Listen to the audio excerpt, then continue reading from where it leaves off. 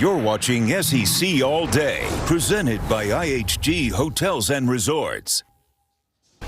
The SEC All Day on ABC begins right here. Tailgating on the 40 acres. It's Austin, Texas on a late summer Saturday with the number 7 Longhorns ready to showcase their immense talent. And of course, that means all eyes on Arch. The most talked about quarterback in the game is ready to go. Week 2 provides Manning a chance now to deliver on all the expectations.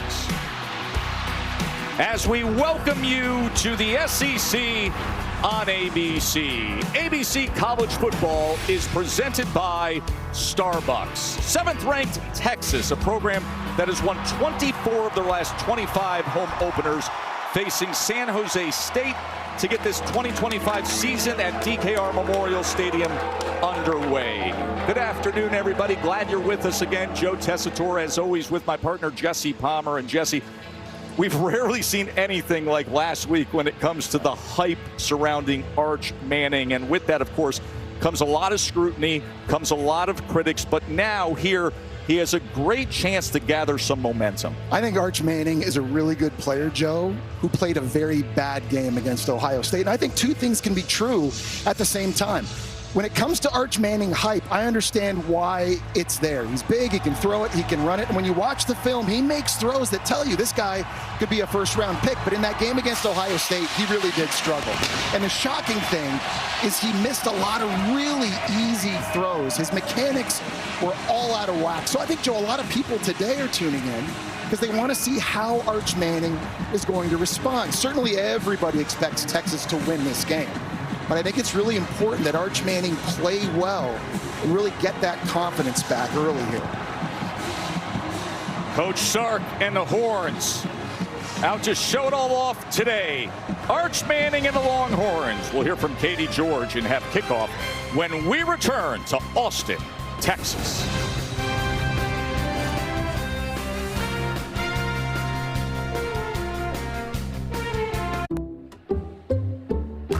I checked Allstate first and saved hundreds on my car insurance. Unfortunately, I didn't check if doing the Georgia bark at my boss would be appropriate. Go, dogs!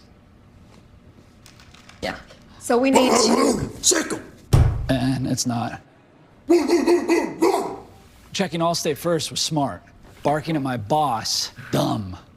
At least I checked Allstate first and saved hundreds. Hey, bark boy. These guys are crazy. Seeking. The unsatisfied, emotional, defiant. Those who take things personally. Seeking exceptional people to do exceptional things. Seeking those who won't rest until there's enough of the medicine they make for everyone who needs it.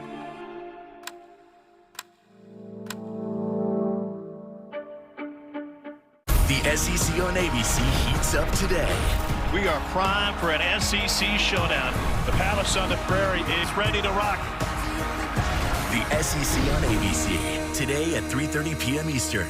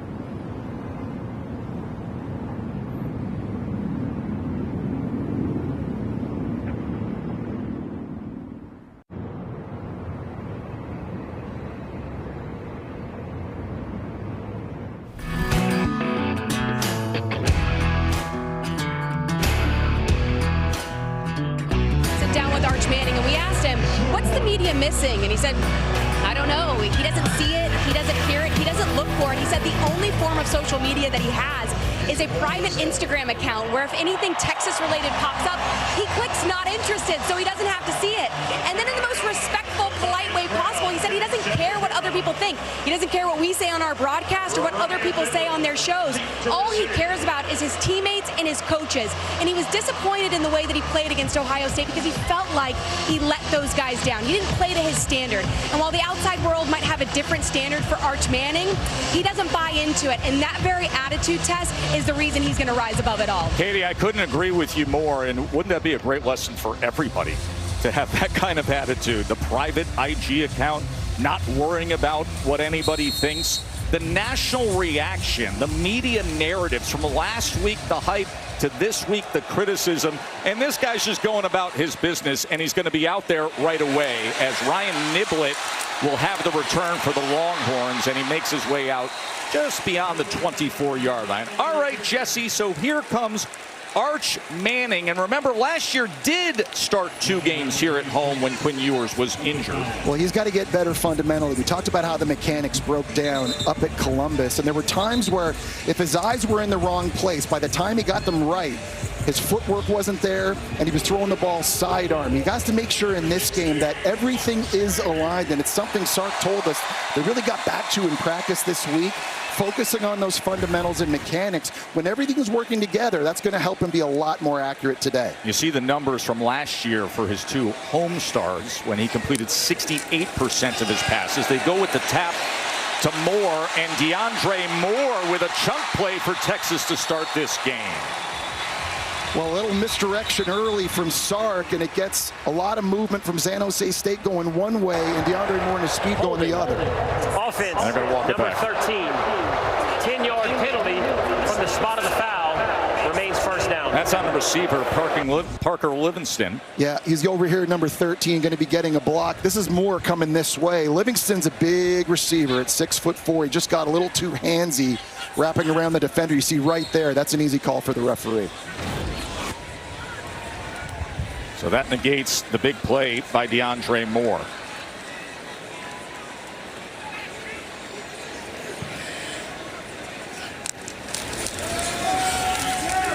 C.J. Baxter is going to be tackled right near the line of scrimmage by Lakio. Impact Players brought to you by Fairfield by Marriott. You just mentioned C.J. Baxter, 6'1", 230 pounds. He can be a battering ram running between the tackles. Jack Endries was a great get in the portal out of Cal, catching balls for Manning, and then Jordan Pollard's a tackling machine.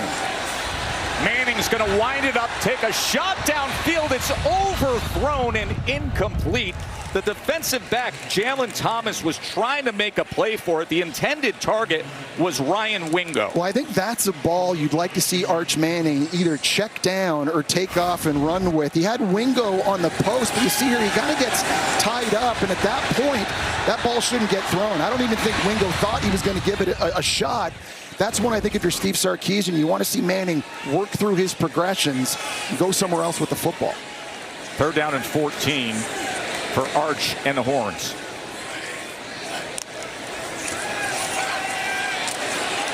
Manning, a little bit of traffic in the pocket as it's incomplete.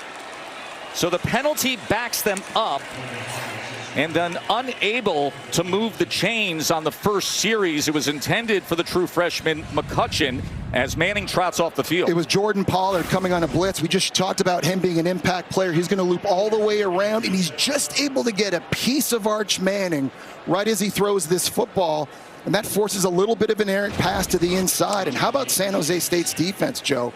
Getting off the field early, that's a big win for them. Sure was a 3-and-out for Texas. Bo Meester punts away, and this ball harmlessly goes out of bounds. San Jose State is led by Walker Egan, his 5th year of college football. He comes from a football family. There was Weston Egan, who played at New Mexico State. His brother Wyatt was at West Florida, and now Walker, 8 career starts. He was joking around saying, you know, we used to refer to ourselves when we were all at Santa Clarita High School as the Mannings of Santa Clarita because they had 6+ years where it was nothing but an Eget. They consider themselves the Mannings of Santa Clarita, California. Well, they're all slinging the pill, and certainly San Jose State's going to need Walker Eget to do a great job taking advantage of deep shot opportunities. This offense, they love to throw it downfield.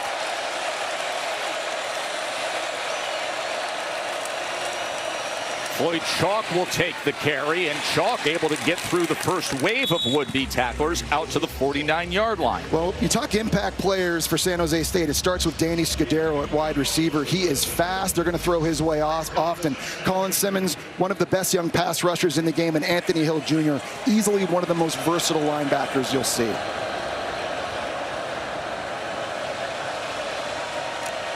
Eight-yard run by Chalk to get the day going, as he is tripped up right near the line of scrimmage. This Texas defense did a nice job against Ohio State a week ago. Yeah, and they did a really good job, I think, stopping the run as well. And it's interesting to see San Jose State, a team that's known for run-and-shoot principles and throwing downfield, running it early here, trying to establish the line of scrimmage. Last year, this offense was 5th in the nation in passing yards. Now a 3rd down and 1. And they go with the tap pass to Scudero, and Scudero gets to the outside, and he has a first down for San Jose State at the Texas 40. Well, there's Scudero, and they're finding a way to get him a touch early. They're making this thing look like zone this way, and that's just going to freeze Anthony Hill Jr. for a split second and allow Scudero to come over here and get the edge. A nice design by offensive coordinator Craig Stutzman.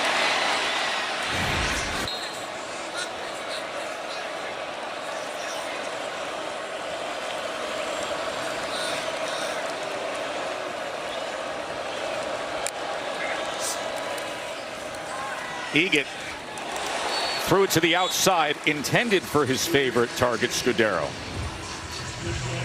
Well, they're going to go Scudero's way as much as possible. He's their most explosive player, Joe. He can run past you. He can run away from you. He's an excellent route runner in double moves, and he's a guy that can attack all 3 levels. Walker Eget threw his way 15 times against Central Michigan, and he may get more looks in this game today. Eget had over 300 yards, couple of touchdown passes in that game a week ago. A lot of movement on the left side of the offensive line. You saw big Colin Simmons was already past the line of scrimmage. Offside. Defense, number 1, unabated to the quarterback. 5-yard penalty, remains 2nd down. That's on Colin Simmons. He's an outstanding player, Joe. Led all freshmen last year in college football with 9 sacks. Sean Alexander, freshman of the year. But he's a guy that they need to play better. Did some good things against Ohio State, Joe, but he also, I think, missed some opportunities, some one-on-one pass rush situations against tackles and tight ends. He just didn't get it done, and they're asking him to raise his level of play.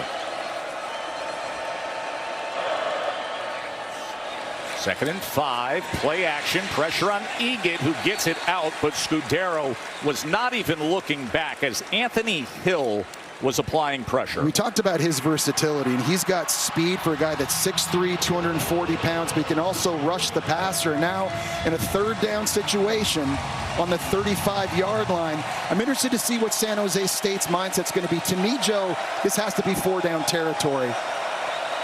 In a game like this, you've got to be aggressive. Got to be aggressive on the road, playing the 7th-ranked team in the country. Massive underdog, but fearlessly taking on this challenge. 3rd down and 5.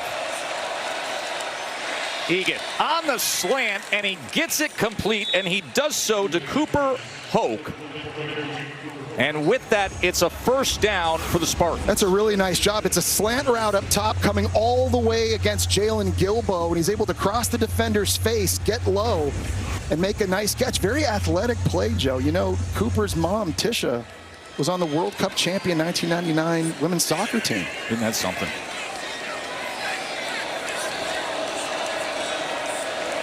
Won the gold medal in '96, the women's Team USA. Then the World Cup in '99. Eget downfield, and it's incomplete. Thrown to the outside. The intended target again was Hoke. So we told you that Craig Stutzman, the offensive coordinator, his 2nd season with San Jose State, the style and what they were able to do, and they were so productive a year ago, Jesse. Yeah, threw it all over the yard. You see 42 pass attempts a game, 5th most yards. Again, played for June Jones as a receiver at Hawaii, so he incorporates a lot of those run and shoot principles into this passing attack at San Jose State. Had been the play caller at Washington State 4 years ago. 2nd and 10. Here's Chalk. Chalk with a stiff arm, and with that gets extra yardage. He's a ball of muscle. He's 5'7", 192 pounds. You saw that stiff arm there at the end of the run on Leonga Lafau. Not easy to do, but he runs angry. He's got a little bit of wiggle, but I'm impressed. Low to the ground, little stiff arm in the face, get off and get a few extra yards. And now to set up 3rd down. If I'm Walker Egan here on these critical 3rd downs, where's number 10, Danny Scudero? That's who I'm looking for. Remember, they're 2 for 2 already on this opening drive in converting 3rd down. This is 3rd and 4. He's all the way out here at the bottom of the screen. 9 catches a week ago. Egan on 3rd down has to turn around and back all the way up to the 40-yard line, and harmlessly strides out of bounds.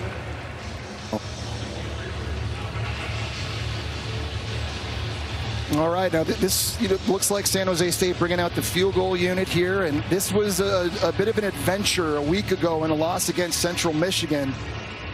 They had an opportunity to win the game late, but just over a minute to go, they had the ball on the 15-yard line, and Dennis Lynch missed the field goal. They really need him to kick well in this one. He had 2 potential game-winning field goal attempts in the last couple minutes, the 33-yarder, the 56-yarder, and Lynch with a screwball of a kick that helicopters off to the side and is no good. So San Jose State able to move the ball. You can see Coach Ken Niumatalolo imploring his quarterback after that 3rd down to look downfield. Arch Manning back on the field when we come back. This Adam is on WhatsApp. Everyone here? Everyone on WhatsApp got the location change. Great. This Adam is not. Is everybody here? No one showed up. Because the location change was buried by our SVPs. Surprise! It's time for WhatsApp. This is Buick, now. Buick, exceptional by design. Get 0.9% APR on these 2025 Buick models. Plus, current eligible non-GM owners get up to $3,000 allowance on Encore GX. Why do we love USAA team? Because they still call Mom Sergeant. And they pay Dad's claim super fast after that scary thunder. Gotta make this play work for me.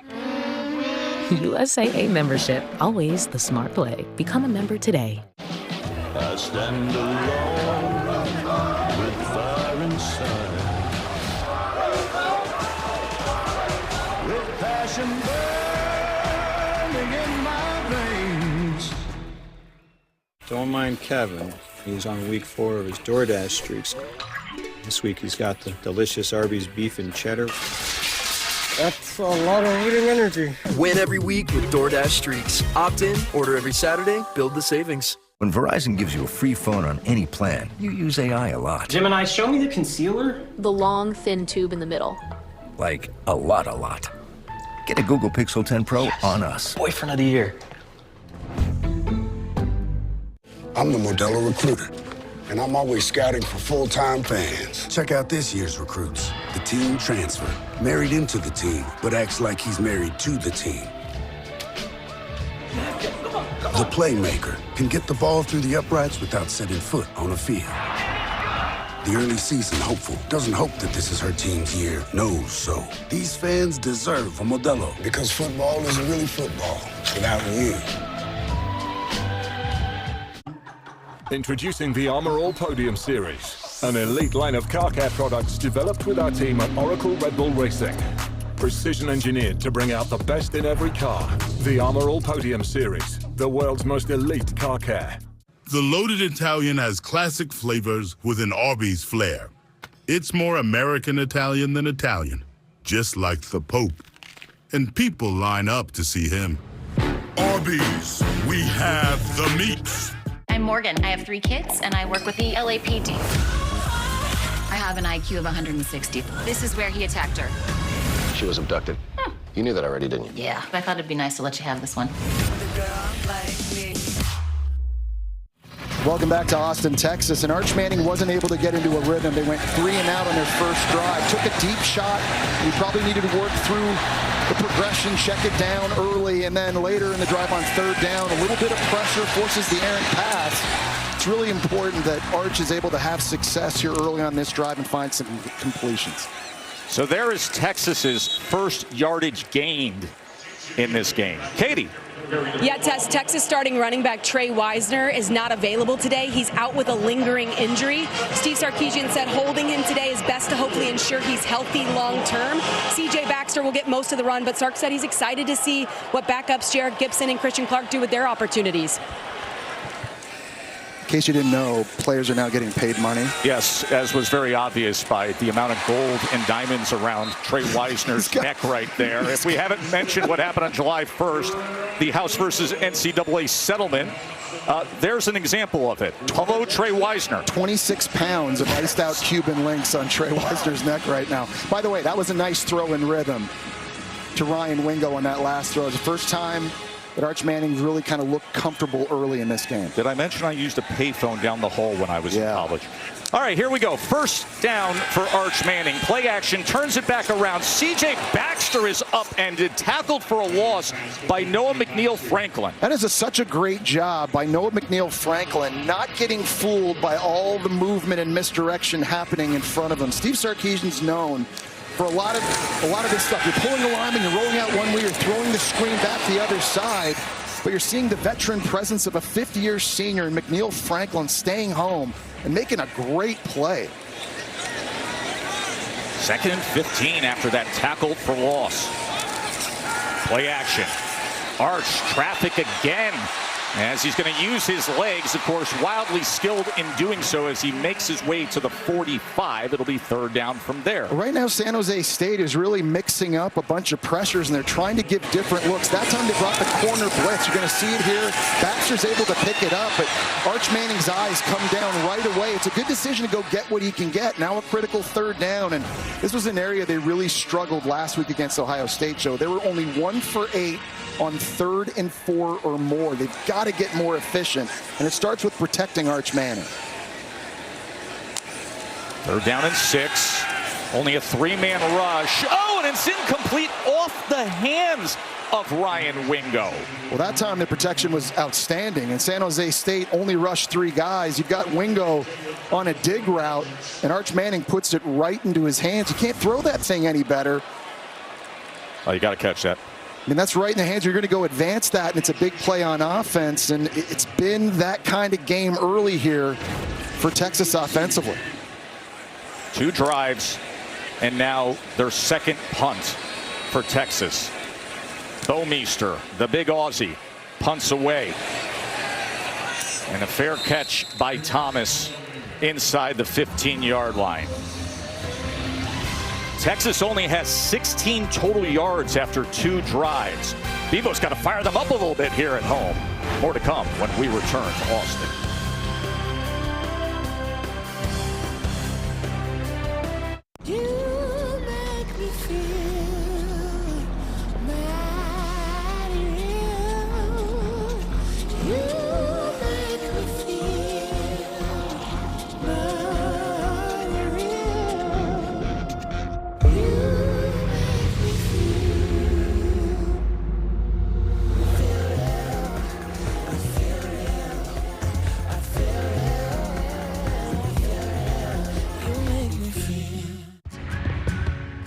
Thursday Night Football on Prime is back. It's on. Thursday Night Football returns as the Commanders face off against the Packers, and it all kicks off at Lambeau Field in an epic NFC showdown. Finding his way. Touchdown Green Bay, and they have the lead again. To the end zone, the touchdown. Is that possible? Stream Thursday Night Football. Commanders, Packers at 7 p.m. Eastern, only on Prime. Hey. My treat today. I don't think they'll take that here. Of course they take Discover. You're stuck in the past. Unlike me. You look rad. Discover is accepted at 99% of places nationwide. Totally. The Triple Dipper, only at Chili's, lets you pick your 3 Chili's favorites, like Chili's famous fried mozzarella, honey chipotle crispers, big mouth bites, and yep, I'm officially hungry now. The Chili's Triple Dipper, taste what all the hype's about. A diagnosis doesn't define you. Even ATTR cardiac amyloidosis. You've come a long way. Your path was never set in stone. You charged ahead. So why would life with ATTR-CM define you? You have the power of choice. Attruby is an oral medicine used to treat adults with ATTR-CM to reduce death and hospitalization related to heart problems. People taking Attruby saw an impact on health-related quality of life and were 50% less likely to be hospitalized for heart issues, giving you more chances to do what you love with who you love. Tell your doctor if you're pregnant, plan to become pregnant, or are breastfeeding, and about the medications you take. The most common side effects were mild and included diarrhea and abdominal pain. If you have ATTR cardiac amyloidosis, ask your cardiologist if Attruby is right for you. It's time to get busy living. ABC College Football is presented by the Starbucks Coffee Company. Straight from the greatest seat in sports, the Goodyear blimp brings the view still. Always, forever. High above DKR, Texas Memorial Stadium. You know, they talk about the big gains you make from week 1 to week 2. And everybody down here was saying, hey, a lot of new faces out there, that experience in a tough environment that they had at Ohio State, it would pay dividends. So far, not the case for the Texas offense. 9 plays, just 22 yards of offense and 2 punts. And now San Jose State back out there. Egan looking for the quick strike, but Leland Smith was well covered. All right, it's really important in this game that Walker Egan takes care of the football, and that's been a problem for him throughout his career. He puts up really big numbers, but in 9 starts, he's thrown 12 picks and he's lost 4 fumbles. Sometimes can be cavalier with the football, and you saw it on the first drive against Central Michigan. Throwing into the end zone into double coverage, it just leaves you scratching your head. In a game like this where the margin of error, Joe, is so small, they need Walker Egan to do a great job with his decisions. Had that conversation with Coach Ken just the other day. 2nd down and 10 now for the Spartans. Quick out, and he is able to get that complete. It'll be 3rd down from there. Flag is down after the catch from Scudero. Illegal motion, offense, 5-yard penalty, remains 2nd down. That's Dan Gautreaux, our referee from the SEC. But we mentioned Coach Ken. Last week, Egan had a couple of interceptions thrown in that loss. And he said, I got a text at 1:30 in the morning that night saying, hey, Coach, that's my bad on the turnovers. But Coach Ken said, it shows me resolve, grit, accountability, saying I'm going to do better. I'm going to be the leader who holds myself accountable. Yeah, you got to be able to turn the page, too. That was a hangover. Coach Ken said that was one of the worst losses in his entire career. Couldn't sleep for 3 days, but you play in Texas. You got to get ready to go. 2nd and 15, backs up to his own goal line. Now in the end zone, has to throw it away, and it's incomplete. That was dangerous as Amozolo was crashing in on him. Well, there was just tremendous push coming up the middle as well. I think it was Cole Brevard at nose guard. Yeah, you'd be saying big number 99. The first read's not there. He's able to split the double team, and then Amozolo able to get the hit. Now 3rd and long, you've got to protect, and you've got to find where number 1 is. Colin Simmons here at the bottom of the screen. That's the danger if you're San Jose State's offensive line now. Remember, 9 sacks a year ago to lead the Horns for Simmons. Let's see if he gets after him here on 3rd and 15. And they are going to go with the conservative call of the handoff to play it safe as Floyd Chalk takes it ahead. The punt team will trot out into the field. Well, Texas's offense is struggling early, but one thing we've seen early this year, Joe, Texas has a really good defense. In that game against Ohio State, man, they were dominant. They held Ohio State to 203 yards. They crossed the 50-yard line twice. Yes. And held the best offensive player in the country, Jeremiah Smith, to 43 yards on 6 catches. I mean, this looks very early on, lots of football to go, to be a national championship caliber defense, and they're definitely doing their job here early in this one. Carrizosa with his heels on that burnt orange in the end zone. They're coming after him. And a flag is down as Niblett fields it. and is already near the 45-yard line.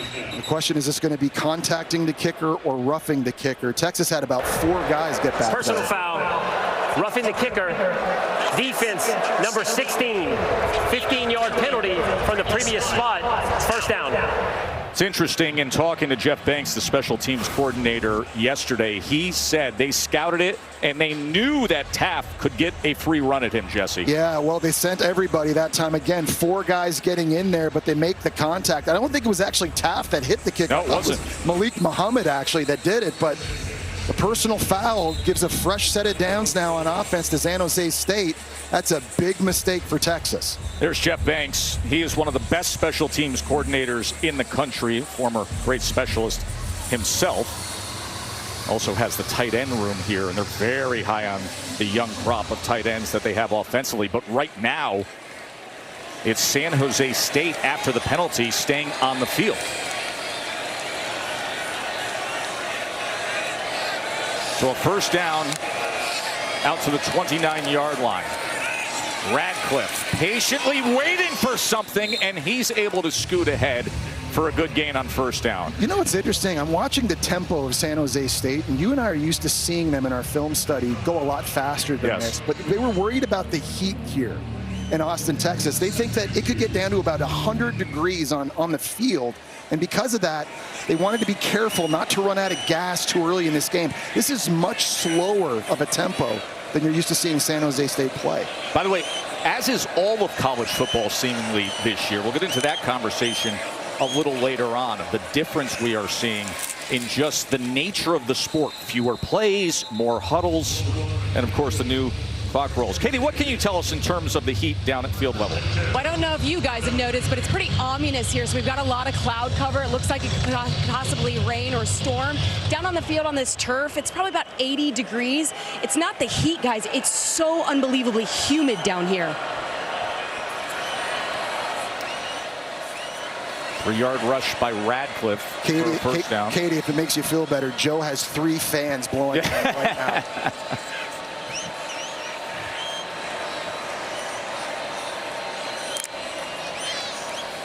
Here's Eget with time to take a strike downfield to a wide open man, but just overthrows Scudero. And that's one you can't miss in a game like this. We talked about Scudero being the explosive option for Eget. He's running a double move, a little curl and go. Right there, it just forces Grayson Littleton, the true freshman, to pause for a moment.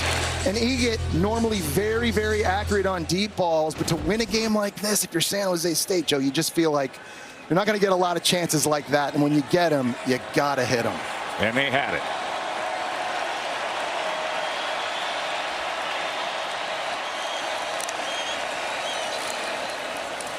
Radcliffe, this time he is bottled up. He was met by Hero Canoe. So it's setting up another 3rd and long here, and you always have your eyes on pass protection with San Jose State. They split their offensive line out wide in this spread and shred type offense. They're trying to lengthen the line to get to the quarterback. So defensive ends have to take a longer path. The offensive line will slide, and you'll see Eget back there sometimes half rolling, just trying to give himself a few extra milliseconds to get the football out. Interesting to see what Texas decides to do here from a pass rush perspective. See how they apply it with those wider splits on 3rd down and 9. Here's Eget, does have time, drives the ball, but incomplete. Again, looking for his favorite target, Scudero, covered by McDonald. I think that's one Scudero can make. I know that's tough to get down and get low for that, but that was a really good throw, I thought, that time from Eget, on time with Scudero on the outbreaking route. We'll see this again here. Hitch, ball comes out. He's just got to get low. He's got to slide down and try to make that catch. Again, the margin for error, it's just tiny in a game like this. Remember, we had the penalty the last time San Jose State was punting away. Now Carrizosa will look to sky this as he does turn it over, and that sends Niblick back to the 10-yard line, where he is met with excellent coverage again. Arch Manning is 3 for 6 for 11 yards, just 22 total yards of offense. But he's right back out there when we return from Austin.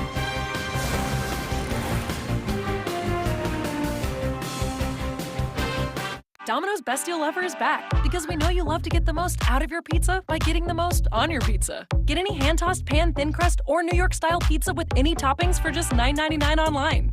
Get extra without paying extra for $9.99 at Domino's.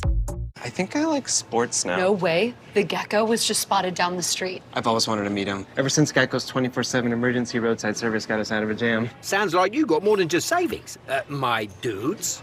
So do we know you? Oh, I'm just a stranger who loves friendly service and American football.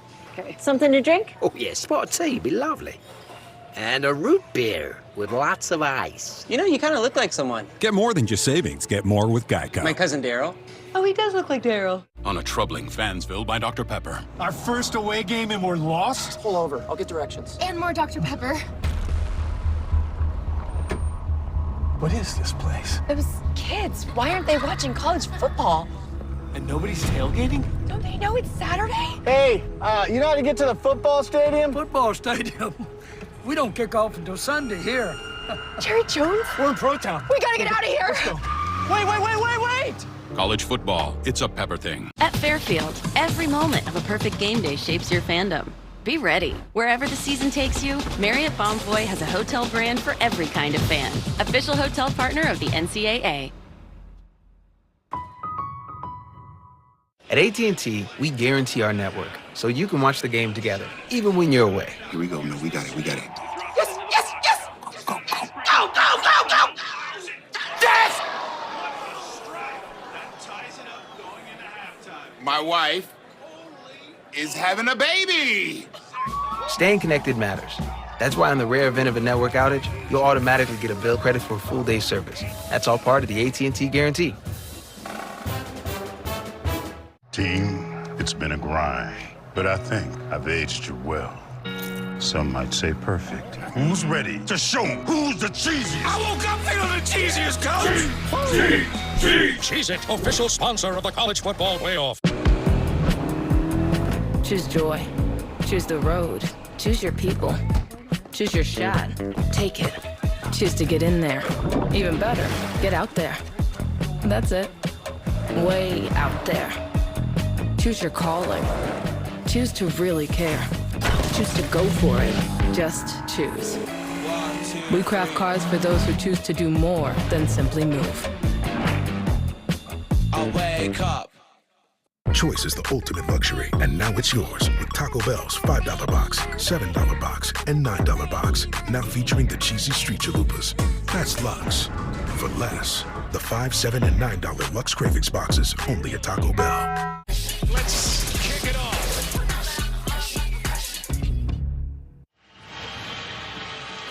Well, you know what the past week has been like with the criticism and the reaction to Arch Manning after all the hype. Coach Sark saying, hey, for Arch, the expectations were so out of control on the outside. Let's finish the book before we judge him. That was one single chapter, and now we're off to the second chapter here, Jesse. Week 2 at home, and it has not been exactly the start that everybody has expected. He's 3 for 6, 11 yards. Texas has punted twice. Christian Clark on the carry. Meanwhile, his family is here, and his dad had a great conversation with him this week, as you see Cooper Manning and his wife Ellen off to the side. And he said, you know, Cooper said to him, hey, you're going to have weeks like that, and if you're lucky enough, you play long enough at the highest level, you'll have a lot of weeks like that. Yeah, it's about being resilient and bouncing back, and I think there's still a lot of question marks that we all have about Arch Manning, the type of player he is, and we're learning as we go. Here's Christian Clark on 2nd and 8, so it'll be 3rd down from the 17-yard line. I mean, what I know is that, yeah, were the expectations probably too high? Probably. Was there an overreaction after Ohio State? Probably. But I can think back to guys like Johnny Manziel and Joe Burrow that struggled early on in their careers. I called Cam Newton's first start on the road against Mississippi State. He didn't even throw for 140 yards in that game. He ended up winning the Heisman, winning a national championship, and being the first pick of the draft. So, I mean, it's still so early in the evaluation process for Arch Manning. 3rd down and 3. Manning downfield, wide open, and here's Livingston. Parker Livingston, look at him go, just like that. Hook 'em.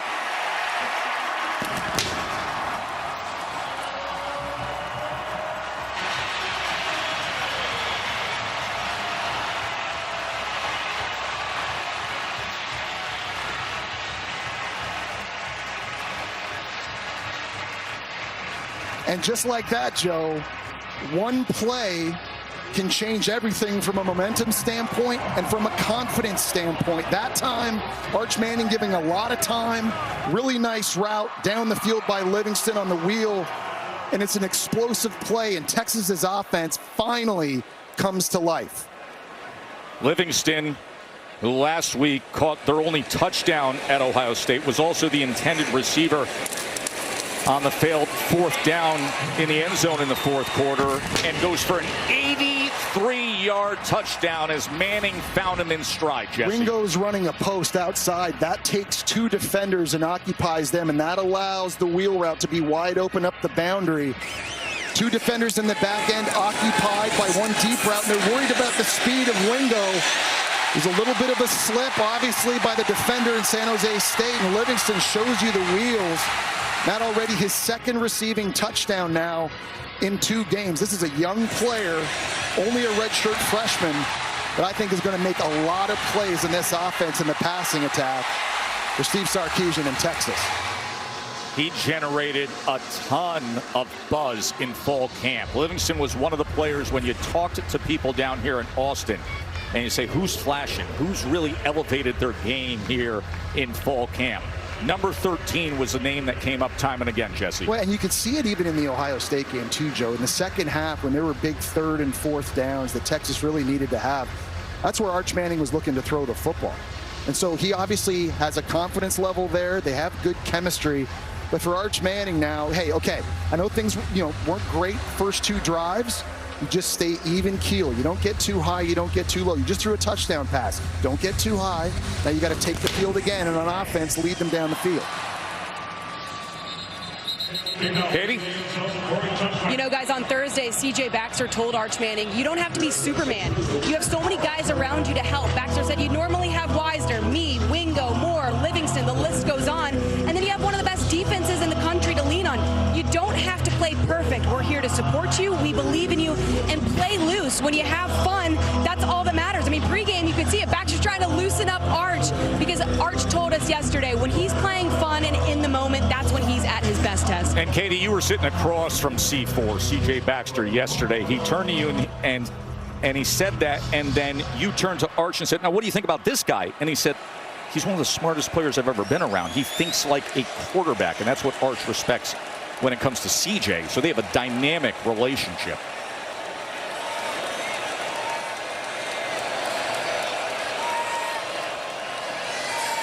Egan. A little bit of pressure, and that ball is intercepted. So the offense strikes big, and now the defense responds with Gilbo coming up with the pickoff. Well, that time he's trying to go to his tight end, Jackson Kanan, and Kanan slipped a little bit coming out of his break. Ball gets tipped up in the air by Jelani McDonald, and it's Gilbo able to scoop this thing up and score, or get the pick. We talked about how important it was for San Jose State to not turn the football over. This has been a huge issue for them since the beginning of last year, but the slip by the tight end on the route creates a massive takeaway for Texas defensively. Joe, last year, they led the nation in interceptions. So you get the long touchdown pass to Livingston, your defense gets an interception right away, and here you are cooking again inside the 35-yard line.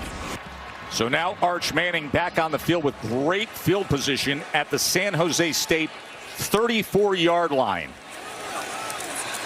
And Baxter showing a little wiggle and keeping his balance and body control to surge ahead for a first down. Well, it's nice to have that physical presence running the football if you're Texas too, right? Because at 6'1", 230, he can wear you down. And last year, he was out with an ACL. You know, they have Quintravion Wisner, they have Jaden Blue. They're speed guys that are good outside runners. Now it's nice to have the big fella that can run between the tackles.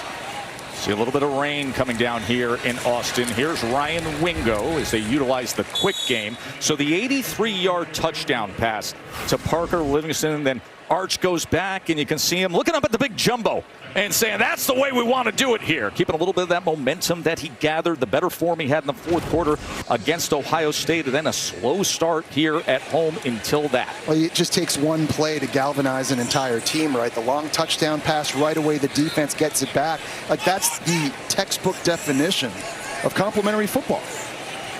2nd and 6. Baxter waiting for the block, and in doing so, he twists his way for a first and goal opportunity. And when you look at Texas up front, they have a massive size advantage in this game, Joe. Their offensive line outweighs San Jose State's D-line by an average of 44 pounds per person. And I think that's something that has to demonstrate itself in this game, running the ball, especially down here in the red zone. You see that difference right there. Texas very big, San Jose State not very big. And so when you get down here and it's hard to throw into these windows, you want to be able to pound the rock, especially when you have a big back like Baxter. First and goal. Baxter cuts back against the grain, inside the 5, lowers the shoulders, and it will be second down from about the 3-yard line. Stearns with the tackle. And I think you got to like that about Texas, too. Even in the Ohio State game, Joe, I thought they did a really good job running the football against the physical defense. They averaged 4.5 yards a carry in that game. This is a brand new offensive line, 4 new starters up there, but these guys have been in the system a long time, and they're playing very well together right now early on this season. Final half minute here of this first quarter. I saw the Texas offense lingering, and now all of a sudden sees them with a chance to score again. Quick strike to the end zone, and it's a touchdown to Livingston again.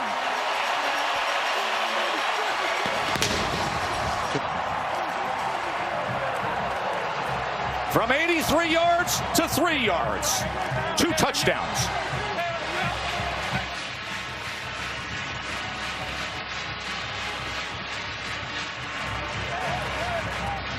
Having success in the run game, setting up the RPO slant for a touchdown. Complementary football, scoring defense, giving it back to you, but then on offense, setting things up. Really physical at the point of attack, and you get down close. And it's the play fake in the RPO that opens up Livingston to the outside. So Manning now 6 of 9 with 2 passing touchdowns as Mason Shipley adds the extra point. Well, you've been running it so well with Baxter, and so now you start showing this, and you just get movement here, you get movement here, and that opens up the window behind it. And RPOs is something Sark is known for. It's something he does almost virtually every play, it feels like, and something he didn't feel like he called enough against Ohio State. This is Sark's offense here. Nice job in patient route running by Livingston on the outside. Big body slant at the goal line. Nice safe throw by Manning, putting it in his body where only his guy's going to be able to make the catch. These two have a chemistry that's developing now. It's already the 3rd time early this year they've hooked up for scores.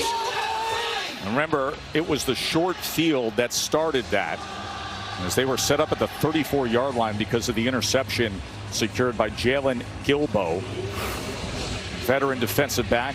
This is what Gilbo was able to do off the deflected pass. Jalen Gilbo had himself a big few months here. Became a father this summer, Jesse. He's got a daughter named Riley. She was born in mid-July. He said the moment Riley entered the world, everything changed. Bigger responsibilities, but an inspiration every time. Speaking from that experience, he takes the field. Yes. Being a girl dad is the best. Congratulations to Jalen Gilbo.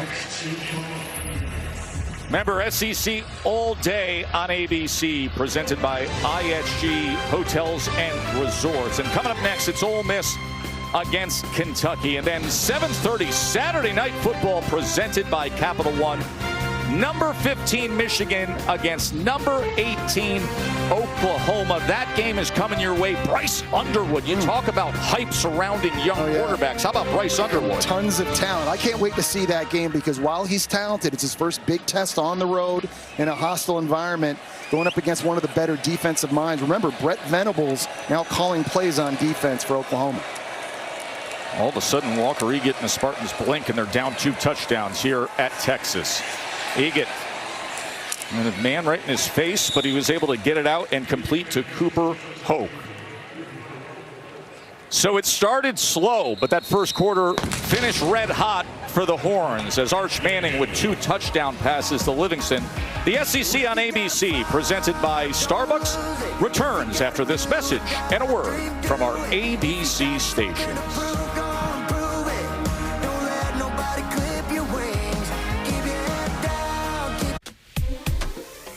Me gusta la comida buena, es que el sabor me desespera, con ganas me la como entera. Me gusta la Michelob Ultra Zero. Zero alcohol, ultra smooth taste, just 29 calories. Hey, let's get out there. Stay in the game with Michelob Ultra Zero.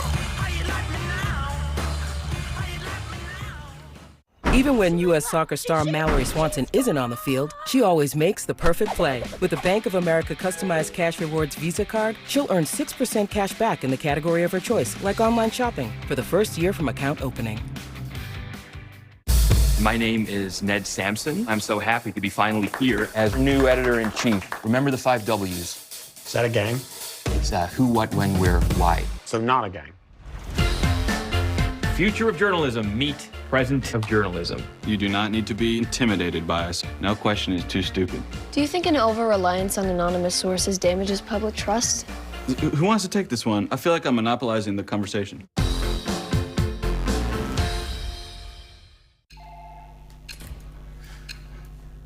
Whenever heartburn strikes, get fast relief with Tums, so you can enjoy the food you love. Meet the IHOP House Faves value menu. Everything's just $6. Like the Breakfast Faves combo. $6. French toast breakfast, $6. $6 for all this and all that. That's a lot of breakfast for $6. Weekdays at IHOP. From Hollywood, it's Dancing with the Stars.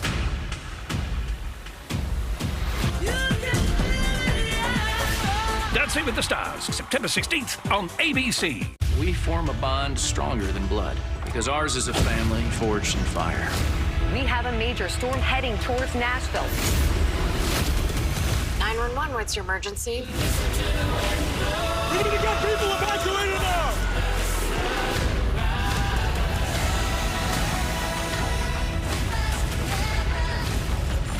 All right, 113. We are on the move.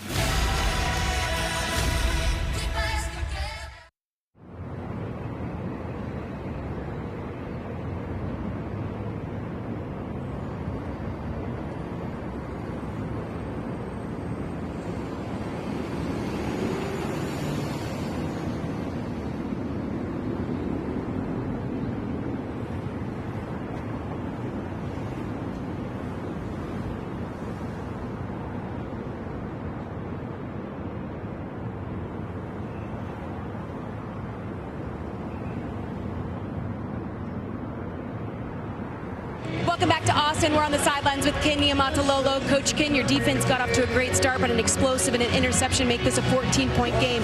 What do you need to see from your team in a response? We got a long ways to go. I mean, our corner fell down in thirds. I mean, he got to make a play there, and we turned the ball over there. We've been playing well. We've missed some shots. We've had some guys open. It's a long ways to go. We just got to play one play at a time. Thanks, Coach Ken. Thank you. Coach Ken, of course, the all-time winningest head coach at the Naval Academy. And now his second season at San Jose State. 2nd and 2 for his offense as Radcliffe that's a turnover. He fumbled the ball just as he was coming down across that line to gain. No ruling on the field right now as they discuss it, but Texas came away with the football. Let's see if Radcliffe was down or not. Yeah, it was Michael Taft getting in there along with Anthony Smith. And I thought watching that live too, Joe, the ball popped out. The ruling on the field is the runner lost possession of the ball. The ball was recovered by the defense. First down, Texas. It is Anthony Smith with the fumble recovery. So that's true freshman Lance Jackson, number 40, Michael Taft, 16, and Anthony Smith, number 26, all converging at the same time. From the left, you'll see Taft coming in. Looks like he gets the shoulder on the ball. Oh, and then it's Smith there ripping it out with his right hand. And then he has possession of it right away. That's incredible. He rips it out plus possesses it. But boy, that's really close. But where are the knees of Radcliffe, though? Did the knee touch the ground before Smith ripped the football out? That's what they're going to be looking at here. Knees down there. I don't know, Joe. I think it looks, from that angle, it looks to me like he still has possession of the ball. Let's bring in Matt Austin, our rules expert. Yeah, Joe, this is extremely close, obviously, and you nailed it right on the head. When the knee is down, was the ball already coming loose? It did look like he was starting to pry that arm loose just before the knee hit the ground. So, as close as this is, I would not be surprised if this play is upheld. Wow. It is an amazing play by Smith. Yeah, it really was. And remember, it's a bang-bang play. It happens quickly, as Matt was just talking about. You need indisputable video evidence to overturn this. The call on the field was that this was a fumble recovered by the defense. Of course, the weather conditions here that changed within the last half an hour, making things a little slick down the field. How big would this be for Texas's defense, too? One thing Steve Sarkisian wanted was his guys to fly around more and get takeaways. Last year, they had 31 on the season, second in the nation. They didn't get any against Ohio State, but if this thing is upheld, that's already going to be 2 for them. You're just seeing these guys play with aggressive nature. Didn't have any turnovers, but last week against the Buckeyes, keep in mind, so much attention on Arch Manning. The Texas defense held the Buckeyes to 203 yards.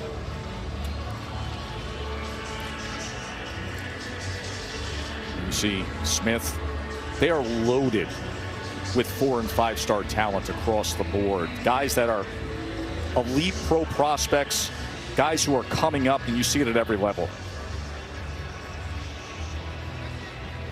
After video review, the call on the field is upheld. First down, Texas. So it is a first down for Texas. And again, Arch Manning and the Horns will have phenomenal field position to start a drive. They skew the football. Turnovers on the samurai sword. I'll tell you what's amazing to me is how he was able to rip that out and then tuck the football into his body.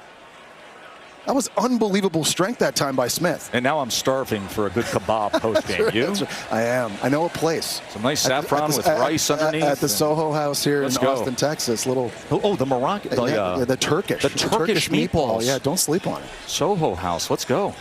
Set the game clock to 14 minutes, 53 seconds. Thank you.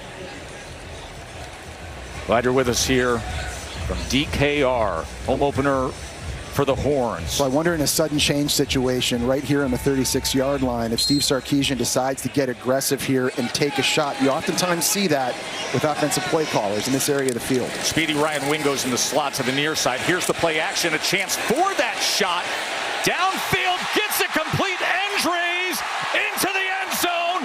Another touchdown pass for Arch.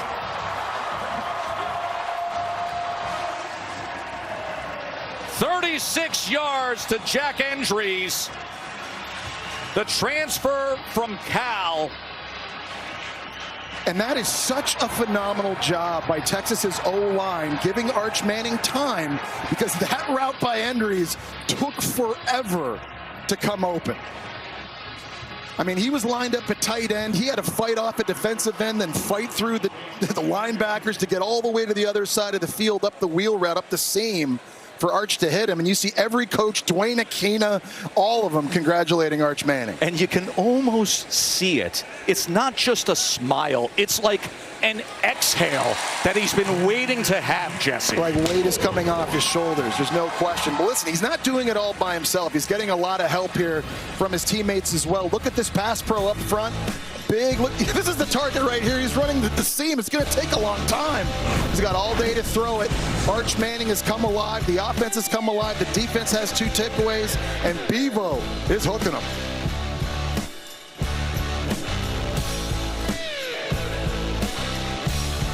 Subway's got a new meal of the day with chips and a drink for just $6.99. Or if you're big hungry, make it a footlong for only $3 more. Big hungry. Is that a thing? That should be a thing. Find your fresh with the all-new $6.99 meal of the day at Subway.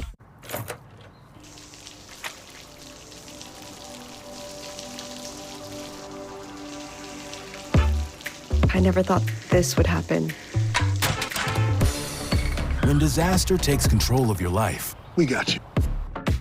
Get it back with a single call to the team that shows up fast to make things right.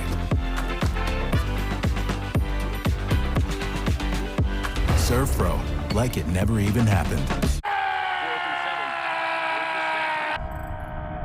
Ever since we told Jason Kelsey about NFL Sunday Ticket month to month, he hasn't stopped cheering.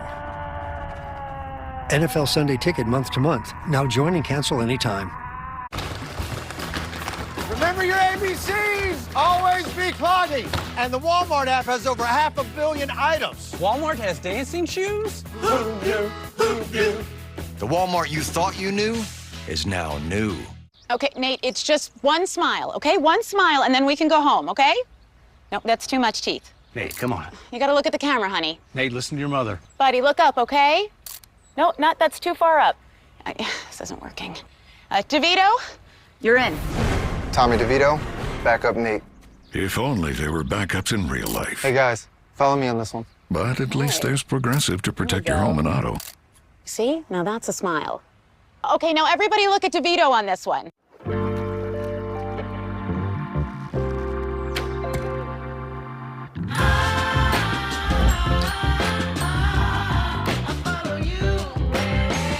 Room for 6 full-size passions.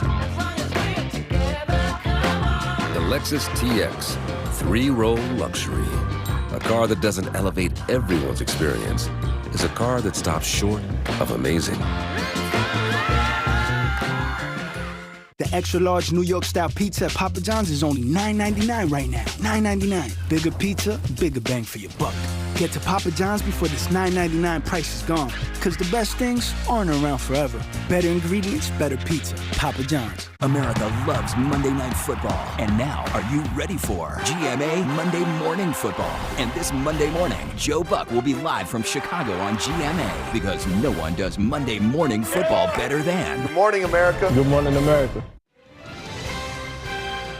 High above Austin, you're watching the SEC on ABC. Texas with 21 points scored in 3 minutes and 12 seconds of action with 3 touchdown passes now for Arch Manning.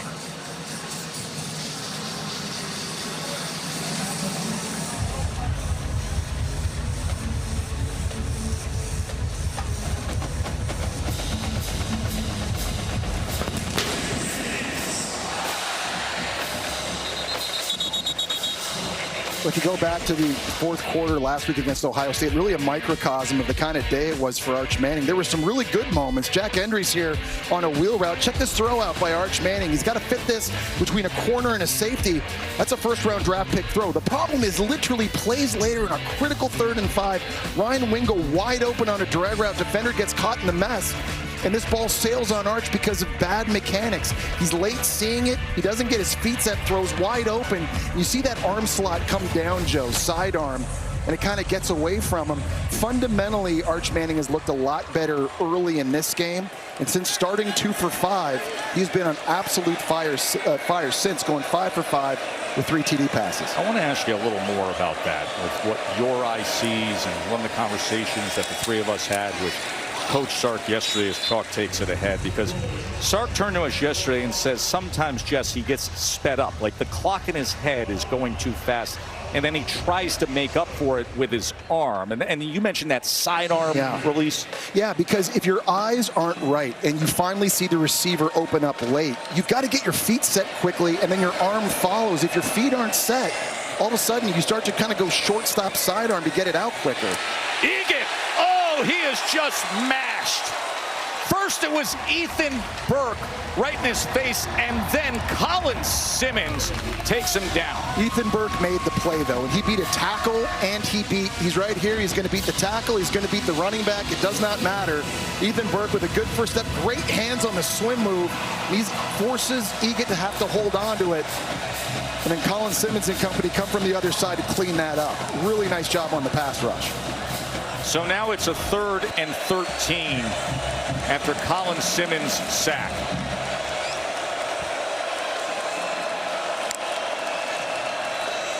Four-man rush. They go with the handoff to Chalk. A penalty flag comes out. Ball's out again.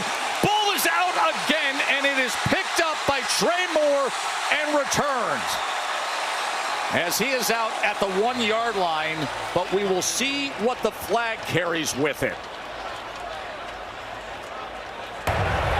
Ruling on the field is a fumble recovered by the defense, returned to the 1-yard line. Holding, offense, number 74. The penalty is declined. First down, Texas. And now this Texas defense is just firing off. The interception, the fumble recovery, the sack, and now the fumble return. 3 straight turnovers, Jesse. The hold was on the Utah State transfer left guard, Sione Nomani, for San Jose State up front. And then it's Anthony Hill, number 0. And again, Ty-Anthony Smith, number 26, who forced the last fumble, in on the action. That's one of those country fumbles where it's just laying on the ground, nobody around it. If you're Trey Moore, you just scoop it up and try to go score. And Texas right now just hitting on all cylinders. And that picture right there, that's the kind of day it's been for San Jose State here in the last several minutes. They just can't hold on to the ball.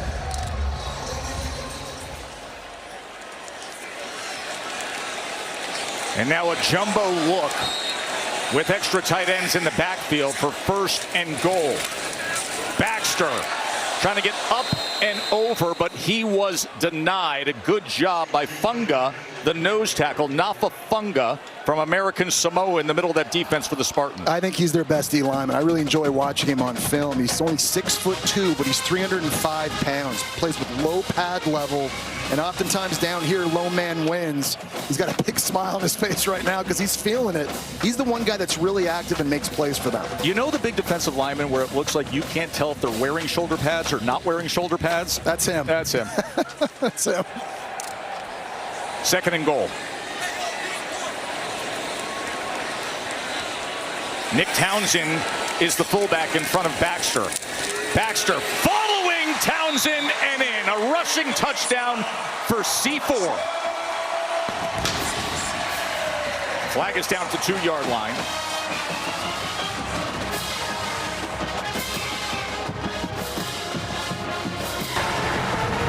Personal foul, chop block, offense, number 54 and number 73. 15-yard penalty from the previous spot, remains 2nd down. So wipe it off and march him back. That's Cole Hudson and DJ Campbell kind of high-lowing Nafa Funga right here. This is the triangle you're watching. You can't engage in high-low and cut block a defensive player like this in this area of the field when he's engaged with an offensive lineman. Obviously a player safety concern with the emphasis on that rule. And so now the ball is brought back to a 2nd and goal out beyond the 15-yard line.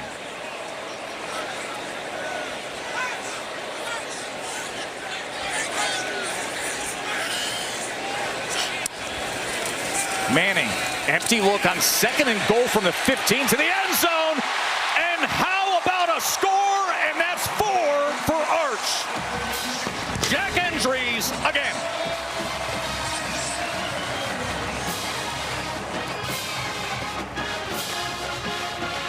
It's a nice scheme by Steve Sarkisian, just creating space over the middle of the field for Jack Endries to get into. So you're going to have 2 high safeties. They're both going to be dropping deep. This little out route takes this defender with them. There's a big area of the field to run into if you're Endries from the outside. Again, really nice pass protection. Just a 4-man rush. Arch Manning has all day to throw that football. And the transfer from Cal shows you the wheels and the speed and the route running ability. He's looked real good here in these last 2 drives. Mason Shipley with the extra point. 28-0, Texas. Well, it didn't start great for Arch Manning in this game, no question about it. And, you know, it's all about trying to find him get his rhythm in the Rams truck unstoppable performance here. Corner blitz, 2nd drive of the game. And he's stepping up in the pocket. You think if he just looks downfield a little longer, he may have Endries here on the corner route, decides to tuck in and go get what he can get. But then later, protection gets a little bit better. You take the swing route outside. Parker Livingston on the wheel route. It's his first touchdown pass of this game. And it's just been an avalanche tidal wave since that. Another RPO slant, this time to Livingston for number 2. And then it's been the tight end, Joe. Jack Endries catching that wheel route up the seam for 3 and then catching that glance route outside for 4. 28 points scored now in the last 4 minutes and 56 seconds. Unstoppable performance presented by Ram Trucks, and they have been unstoppable on the last 10 plays. 4 touchdowns in the last 10 plays for Texas.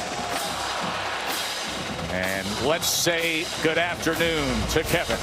Yes, good afternoon. AT&T's keeping fans connected as we take a look at our multi-view, which is showcasing a bunch of great games events across all of our networks. And you see some action going on, pretty good one over on ESPN right now between Illinois and Duke.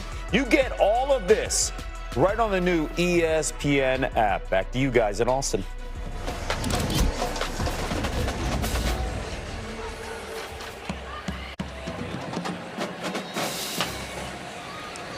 How things have changed here in this game. The 83-yard touchdown pass, the longest offensive play for Texas since 2017 when Manning hit Livingston, and it's been all Texas since. Egan with a lot of time as he goes with the shallow cross to Tagovailoa. Yes, Tully Tagovailoa, the first cousin to Tua. There's a penalty flag down back to near where the ball was thrown. Number 74. 10-yard penalty from the previous spot. First down. That's on Sione Namani, starting left guard. Well, that's his second penalty in as many plays. They need him to lock in. There haven't been a lot of instances in this game, Joe, where Walker Egan has had a lot of time to throw the football. That was one right there. But it just seems like when they've had their chances, they're not capitalizing. You think back to the first quarter, Danny Scudero wide open down the right sideline on a double move. Gets missed. Just can't have the penalties. You just can't have the turnovers. You just can't shoot yourself in the foot. Danny Scudero, who had 9 catches for 189 yards a week ago, has 1 catch today against this Texas defensive backfield.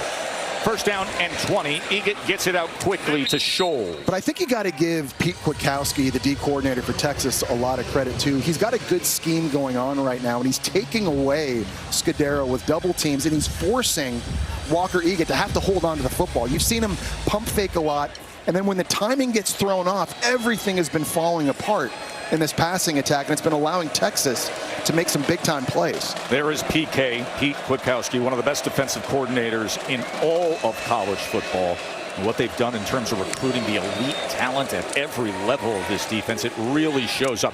Quick strike is complete for a first down to Kyrie Scholes. So you got to go other places. If they're going to take Scudero away, other guys have to step up and make catches like that by Scholes. Really nice job on the slant throw. He's getting a start because Malachi Riley injured with a concussion. So some other players in this receiving group are going to need to start making plays here for Walker Egan.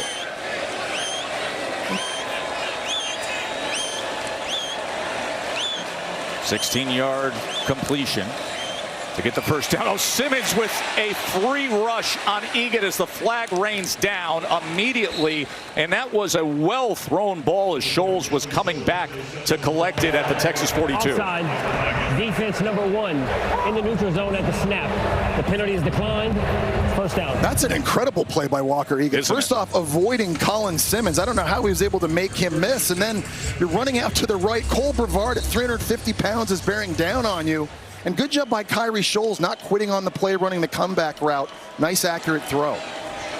I mean, you're a quarterback in college football, and you got Simmons or a guy like Harold Perkins or any of the great edge rushers we have in the game coming at you. You know how Drew Brees used to always throw the ball on the ground? Okay, plays over, I'm done. Peyton Manning used to do that. Eli did it. Thus the 2-decade-long careers. Yeah. Jabari Bates on the carry. But just imagine, too, I mean, if you're Walker Egan, what you lost from a year ago. Nick Nash, 104 catches, over 1,300 yards, 16 touchdowns, a Biletnikoff finalist. Justin Lockhart had over 980 yards receiving as well. Big bodies on the outside that could make plays one-on-one. They don't have the same size and playmaking ability on the perimeter that they had a year ago. And that makes it tough against a defense like this. You mentioned Nick Nash, the triple crown of receiving in college football. Led FBS in receptions, yards, and receiving touchdowns. 2nd and 5, and it's another well-thrown ball to Scholes. So now the Egan and Kyrie Scholes connection has arrived for the Spartans. And I thought he was going to throw that to Scudero running an out-breaking route, but he decided to keep it. It looked like he had something open on the left-hand side by the boundary. Instead, he goes to his second read in the progression, and another accurate throw. Playing in really good rhythm right now. Now a little bit of tempo from San Jose State. Quick to the line. Trying to get on the board here in Austin. Bates straight ahead for a gain of maybe 3.5 yards. You know, it's an offense, Joe, that doesn't run the football very, very much. And I think this is an area of the field where that really hurts them. Down in the red zone, generally, the best red zone offenses are the ones who can tote the rock because the windows to throw into down here are so tight. So it'll be interesting to see what San Jose is able to put together here, especially if they're trying to be physical. So Craig Stutzman, the offensive coordinator, calling in the play to Walker Egan, the fifth-year player, redshirt senior quarterback. Patiently waited his turn. Egan, good ball down to the 5-yard line to Scudero. 1st and goal, Spartans. Wow, that was a bang-bang play. Scudero making the catch. Michael Tapp all over him. Watch this. Catch hit right away. For a guy that's only 5'9", 174, great toughness securing that football in the middle of the field. And Tama Amisanai comes in, the true freshman from Hawaii. They have run packages for him. Last week against Central Michigan, he had 5 carries. Very athletic quarterback, true freshman, who they like to get on the field. Bates straight ahead for a score. Jabari Bates with the rushing touchdown for San Jose State. And you could see the running ability of Amisone, and it just froze the true freshman defensive end Lance Jackson for a moment and really opened up a nice crease for San Jose State to run through. This is the player they're trying to impact with a possible quarterback run. On the outside, Lance Jackson, he has to honor Amisone's ability to run it. He saw it on film against Central Michigan. Having the more versatile athletic quarterback in the game opens up the run. I'll tell you, very impressive drive offensively by San Jose State when they needed it. Extra point from Lynch, and it's 28-7 on a 75-yard drive managed by Walker Egan, capped by Bates.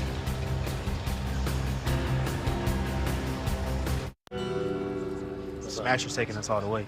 You got some heat on the team this season, huh? Back-to-back hand-smashed patties, always served hot off the grill. They're saying it's a smashable burger of football. It's good. But in this town, my son's QB1. We're talking about a real shot at state here. State's always on the table, even if the Sonic Smasher isn't. Is that a threat?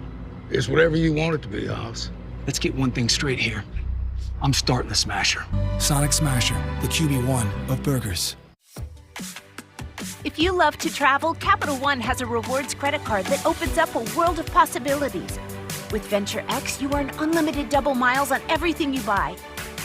And turn all of your purchases into extraordinary trips. Plus, get premium benefits at a collection of luxury hotels when you book on Capital One Travel. And get access to over 1,000 airport lounges worldwide. Open up a world of possibilities with Capital One. What's in your wallet? So, what do you guys think? Oh my gosh, I'm obsessed with those windows. Anderson makes it easy. They are the #1 trusted window and door brand. Oh, I love those windows. They're built to last. Gorgeous windows. What a difference. Anderson. Gosh, I love those windows. They're magnificent.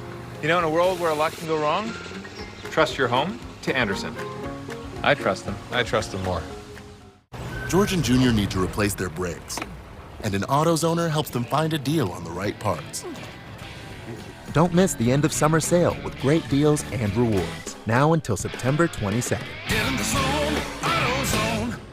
Today, the best mobile network in the U.S. is T-Mobile. You see, millions of real customers tested the networks, and T-Mobile sort of opened a can of whoop-up. So text and Instant Talk and say, you won't believe where I am. Seriously, where am I? This game has gotten out of control. All the money, the unpredictability. It's time we instate a commissioner. Introducing the commissioner of coverage, the Aflac Duck.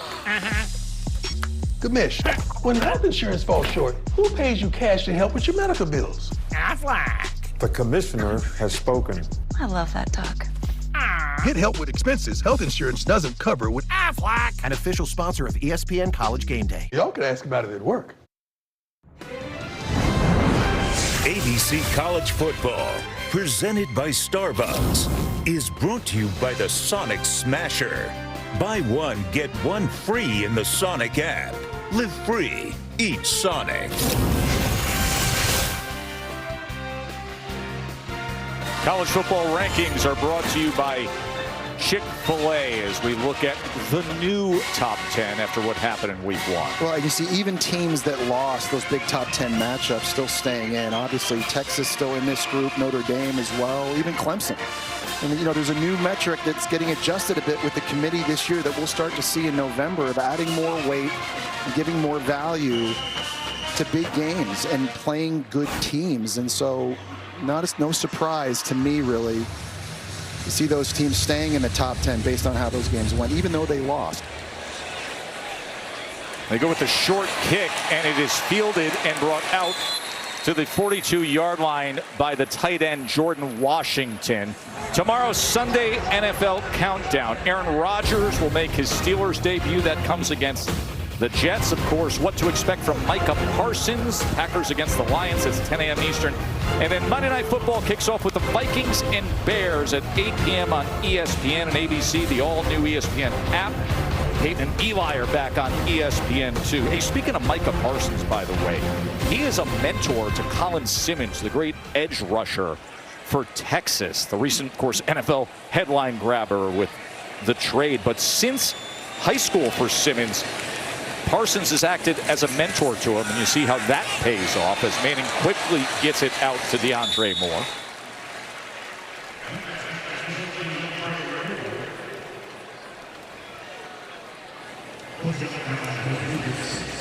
Arch Manning, who this week he met with us, he says, I don't pay attention to all the media narratives, to all the buzz, both the hype on the front end coming into the season or all the criticism and the weekday debate shows all this week. He says, private IG account, if Texas comes up on my algorithm, I click not interested. But the fans are interested in throws like that. DeAndre Moore stretching out on the sideline for the completion for Texas. And Manning, another 17 yards, 4 touchdowns on 10 completions. And there's an example of really good mechanics that time by Arch Manning, because he's half rolling to his left. The route's coming back from the left-hand side to his right, gets his feet underneath him, gets his shoulders turned, and he's just throwing the football with so much more conviction in this game. Jesse, that's 7 straight completions now as Christian Clark is taken down for a loss by Latu. And here's what I like, too, about the play calling from Steve Sarkisian is he's not just putting the training wheels on him and saying, hey, it didn't go great against Ohio State. Let's throw some swings and some screens and slant throws to get you into this game. He started 2 for 5. He's been on fire since. But Steve Sarkisian's calling the offense, and he's letting Arch Manning be aggressive and take shots when they present themselves, really putting a lot of confidence in his young quarterback. 2nd and 12. Flag comes down as he goes downfield. What an effort to high point that ball by Livingston. But we will check on the flag. Holding. Offense, number 52. 10-yard penalty from the previous spot. Remains 2nd down. The only returning starting offensive lineman is DJ Campbell, who was flagged there. Yeah, going up against Nafa Funga. We talked about him earlier, being the most disruptive D lineman up front for San Jose State. A little bit of a scramble drill here. It's a good job by Livingston. You work the other way. 6'4", very long arms, just going up and high pointing the football. Tremendous effort. All for naught, though, because of the holding by DJ Campbell. But you start to see that confidence that's developed between Arch Manning and Parker Livingston. You do, Joe, and you know, you only get that in games. Yep. It's one thing to do it in the off season when no one's watching and doing it in practice, but you have to do it in game type situations, and number 13 and number 16 have been on the same page. 2nd and 22, quickly to McCutcheon. McCutcheon is taken down out of bounds. Katie. Yeah, Tess, if you notice, between plays, Arch Manning has continued to point to his helmet. I think he's having some comms issues. He's spending a lot of time watching the signalers over on the sidelines and working on getting his comms right. Well, you're just trying to keep your composure. I mean, this is a coaching moment. This stuff is going to happen in games sometimes. Obviously, if you're Texas, you'd rather those comm issues happen in a game against a team like San Jose State. But right now, it seems like the offense just executing at a very high level, and he's doing a good job operating. 3rd down and 19. Manning steps up in the pocket. He wants every bit of it, but it overthrows to Ryan Wingo out of the back of the end zone, covered by Appellate Williams. Well, a little bit of pressure on Manning here forces him to step up, and I thought he might have had a chance to take off and run and see what he could have got, but when you've got someone with the speed Wingo has on the outside, had a step on the defender, ball just a little bit overthrown. Texas's offense on the bench. Wingo knows he had one there if he had a little bit of a better throw. So that brings on Jack Baumeister, who's excellent in spots like this. Pin punting with the back rotation. Began his career at Michigan State, didn't see the field, moved on to Utah, was a Ray Guy finalist. Grew up in Australia playing cricket and Aussie football, and now here he is as the Horns punter. And again looking to drop it inside, but it goes into the end zone. So Manning just missed, but a good first half he's had with 180 yards and 4 touchdown passes and a 28-7 lead for number 7 Texas. All right, team. USAA is open to spouses and kids of military who joined, like me. And grandchildren if their parents joined. Are you eligible, Coach Gronk? It's complicated. USAA. Become a member today. When you realize that you've chosen too many Italian ingredients to put on a sandwich, name it something like loaded. So people think you did it on purpose. Arby's, we have the meats. It's amazing when a network built for 60,000 fans feels custom built for you. CDW makes that happen by delivering seamless game day experiences with Cisco. Secure connectivity supports mobile ticketing and location-based services, which streamline operations for teams, making every fan feel like the #1 fan. Make amazing happen. Cisco and CDW.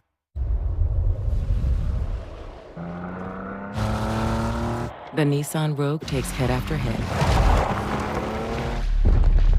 Punished under immense pressure. And exposed to excessive wear. Nissan, #1 in new vehicle quality. We put it through the worst, so you get its best. And a blue moon.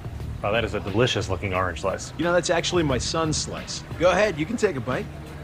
No! Just kidding. That was a really good one. The larger one is the dad. Nothing outshines a blue moon. One day, a tiny little hand reached out and wrapped around your finger. Now, they have you wrapped around theirs. Soon, those little hands won't be so little anymore. Until then, let's escape together. Hand in hand on a Disney cruise. Get 50% off voyage fare on 3rd and 4th guests on select sailings between October 3rd, 2025 and March 30th, 2026 with the purchase of 2 full fare guests. All the fluffy, flavorful goodness. All the best value. For all your folks, every day, all starting at $7.99. Only at Cracker Barrel.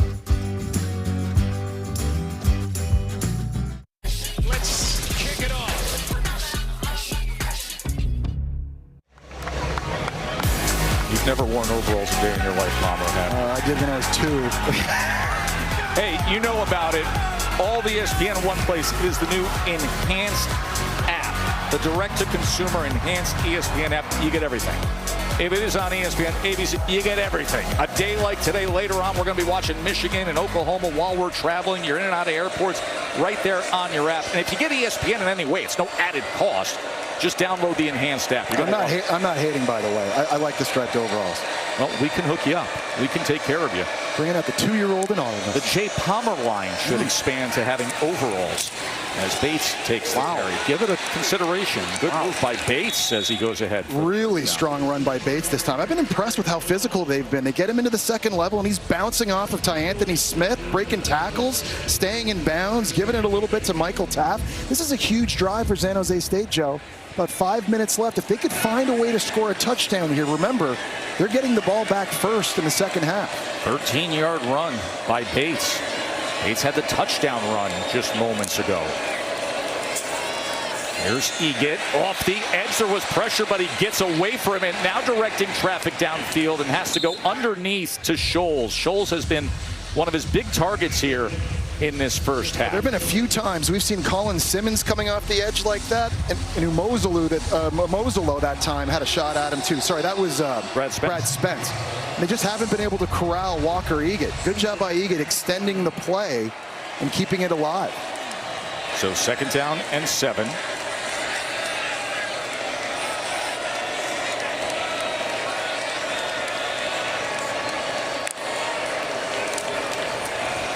Egan looking left, feels confident to take a strike, but it's incomplete. Intended target was Scudero. And they barely missed that. We got to take a look at that again because that just went through Scudero's hands. It looks like he was trying to drag a foot going down. And the 2nd time in this game, Scudero has been able to get behind the defense.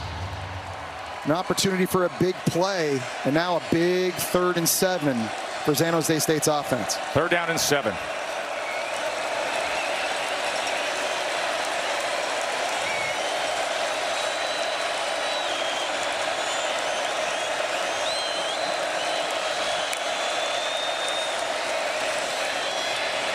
Simmons was right in the face of Egan, who goes downfield, and an effort was made. Incredible effort by Smith over a defender that was Kobe Black.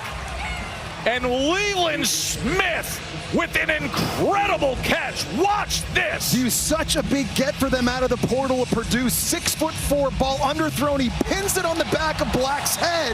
Wow. We're going to look at this again to see when he took possession of the football and where he was in relation to the sideline. He pins it against the helmet of Kobe Black, stays with it as he's falling backwards, and secures it. Leland Smith. He made an unbelievable catch in a one-on-one situation against Central Michigan last week.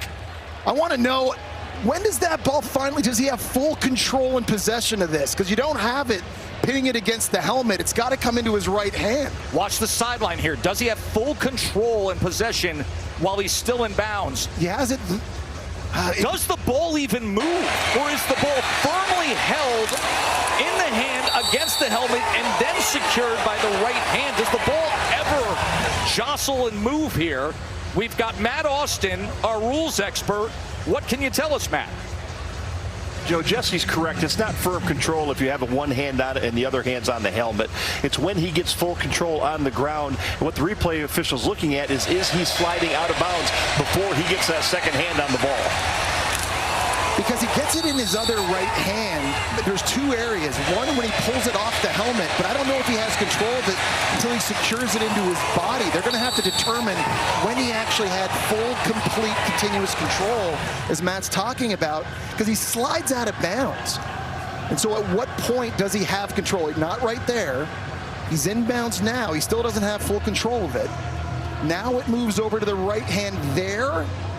Now, does it move from that point? Is there a wiggle? Is there a bobble? I think that's what you're kind of looking at. Right now, it stands as a 37-yard reception. Matt? Yeah, when he gets both those hands on the ball, that could be considered firm control. It looks right in one shot like his helmet was still off the ground. So since the ruling was a catch, I haven't seen anything clear and obvious to overturn. Man, Matt, if this stands, that could be the best catch you see all college football season this year. It's unbelievable for so many reasons. First of all, the body control right midair. After video review, it is an incomplete pass. The receiver did not have firm control until he was out of bounds. It'll be 4th down and 7 at the 36-yard line, and the clock will start on the snap. So Dan Gotro and this SEC crew say he didn't have firm control until he was out of bounds. But let me tell you something. Leland Smith, well done. Well, they obviously saw something in the replay conclusively that allowed them to overturn that call. And that's a big one, too, because if that's upheld, they're now down knocking inside the red zone with an opportunity to score a touchdown. Now there's still 3 minutes and 50 seconds to go. Arch Manning about to get the ball back, and they've got 3 timeouts. So with that being ruled an incompletion, Carrizosa on to punt away, and Ryan Niblett is set to return from the 20-yard line.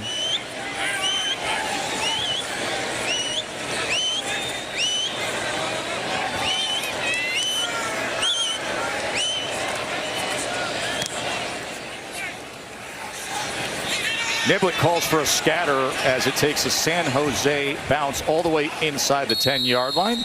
And with that break, we can check in with Kevin. Best State Farm halftime report just minutes away. Booger McFarland, Kevin Nagani here with you in studio, keeping an eye on a handful of ranked teams, including Penn State, Illinois, and Iowa State. Another ranked team that's impressing us right now, Boog, that is Florida State. Tommy Castellanos. It's all about the big play for the Seminoles so far. Yeah, we know Tommy can run the football, but if they can throw the football like this, they become a national championship contender. Big ball there from Tommy Castellanos. 82-yard touchdown pass to Deuce Robinson. Right now, Florida State in complete control. Back to you, Tess and Jesse.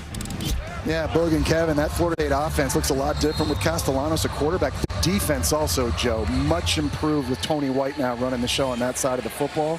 They were outstanding a week ago against Alabama. They're different on both sides of the ball.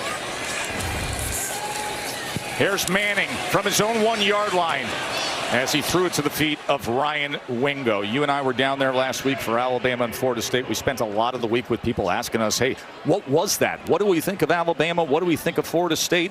And you just hit on it. You got 2 new coordinators who have really done a good job. I want to go back to that throw there. We talked about mechanics. That keeps coming up. And that time, poor mechanics by Manning. His feet were way too spread apart when he let go of that football, and that forced it to nosedive on him. So he's got to stay with it. He's got to stay on balance, and he's got to keep reminding himself to go through his checklist each and every play.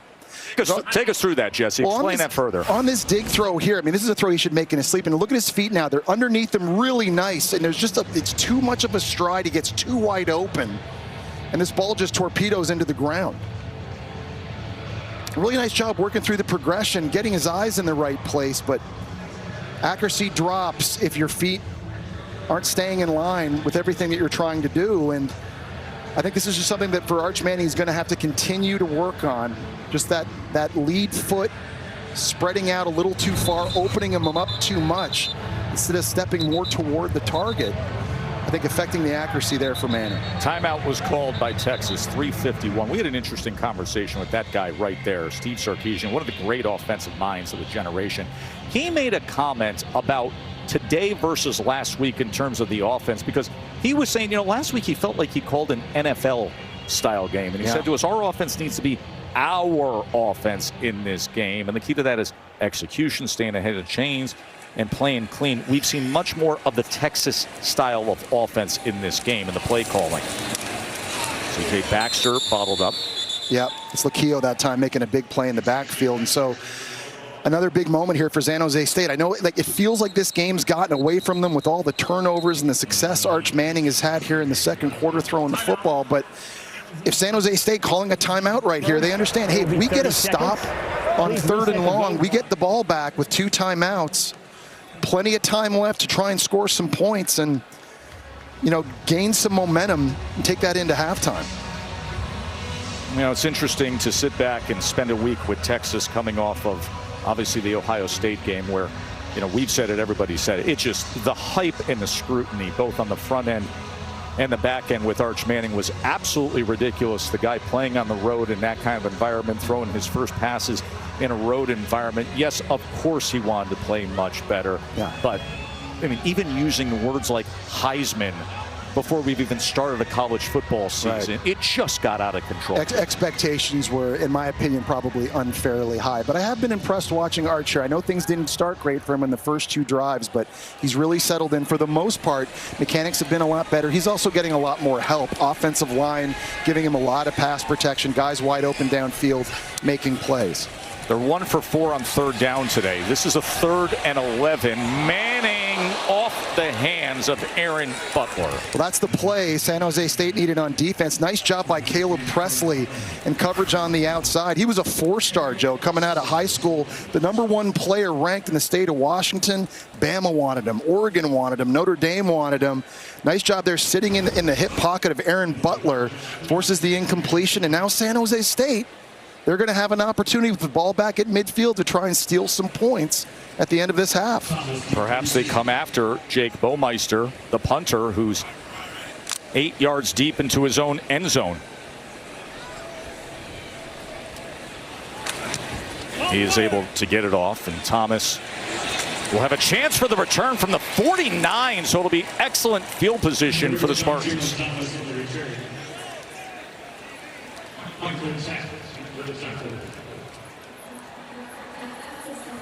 28-7 behind 4 touchdown passes by Arch Manning. And for 20 years, All-State has celebrated every field goal and extra point made at participating universities by donating to the university's athletic scholarship fund supporting all student athletes. And we thank All-State for that. This is field position, Joe, you can't waste if you're San Jose State, and you've got to score a touchdown. They've had field goal kicking woes. We saw it last week against Central Michigan.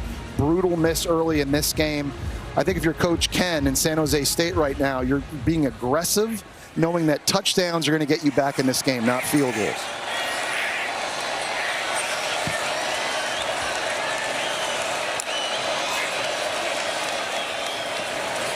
Jabari Bates, as he is ridden down by Colin Simmons, gets it down near the 35-yard line. And you can take your time and bleed the clock, too, if you're San Jose State, right? I mean, you don't want to be in a rush and then give it back to Arch Manning again. Just you can run the ball, run your entire offense, 2 timeouts in your back pocket, plenty of time.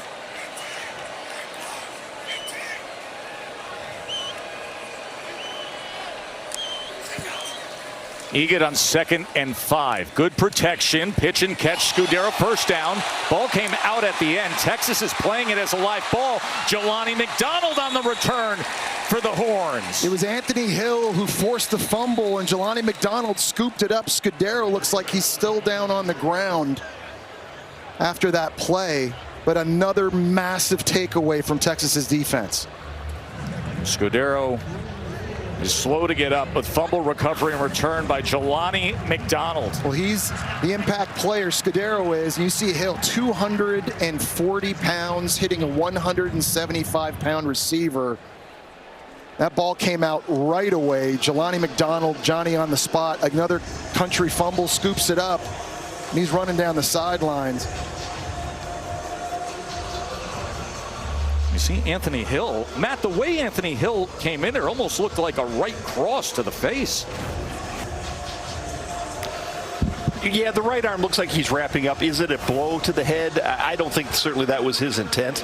I think he's just coming in trying to dislodge the ball. The ruling on the field is a catch, fumble, recovered by the defense. The previous play is under video review. So it doesn't sound to me like they're looking at this from, you know, a targeting standpoint or anything, but they're just looking to see if that ball in fact came out before his knees went down. Well, Matt will give you the opportunity to adjudicate here. Yeah, what replay's looking at here is, does he have firm control, and does he sustain that control long enough to make a football act? Those acts are the time factor. Does he have time to tuck the ball away? Does he have time to turn upfield? Does he have time to take additional steps? This one's very close. I don't think he really had full control of that ball, and so Matt, probably should be an incomplete pass. Matt, I got a question for you. When they're looking at that in replay, I know they didn't call a penalty for targeting on the play, but when they're looking at replays like that, and if someone were to decide, you know what, maybe that was a targeting foul, is that something that they can correct after the replay? Oh, yes, certainly. You can create targeting anytime you want to. And really, once you're in a review... After video review, the call on the field is upheld. First down, Texas. Yeah, once you're in a review, any aspect of a play that's reviewable, you could look at. So targeting would certainly be one of those. And Anthony Hill, I think that's his second forced fumble in this game so far. We're talking about one of the most versatile linebackers in the game, and he is making his presence felt in a lot of different ways. Just don't see a lot of guys at that size, 6'3", 240 pounds, that can run like he does. See Anthony Hill showing his teammates exactly what he did with that big right hand. And now Ryan Wingo showing you the speed on the edge as he darts ahead close to that line to gain. Here's Hill showing it again on the sidelines. I mean, this is a guy that he's watching his good work on the monitor. A guy that was the #1 ranked inside linebacker coming out of high school. All-American, seems destined to be a first-round pick. He's so impressive, by the way, when you sit with it. SEC Media Days, I sat with the kid one-on-one for about a half an hour. I walked away saying that's exactly what every coach wants on their team.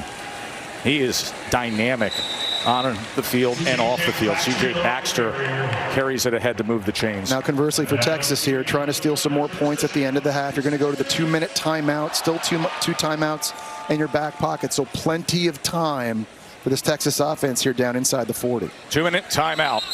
It's been all Texas Arch has 4 touchdown passes. Texas is on the go with an opportunity before half for more as we continue on this all SEC day on ABC. It starts here in Austin.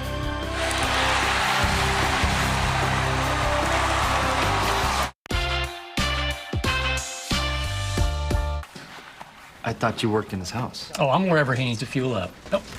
Cantina chicken burrito. Thanks, Todd. That's the way to do it. You know what? Let me actually get something to wash that down with, please. Yeah, I got you. Easy. Appreciate it. You've made a powerful enemy, Todd. I didn't mean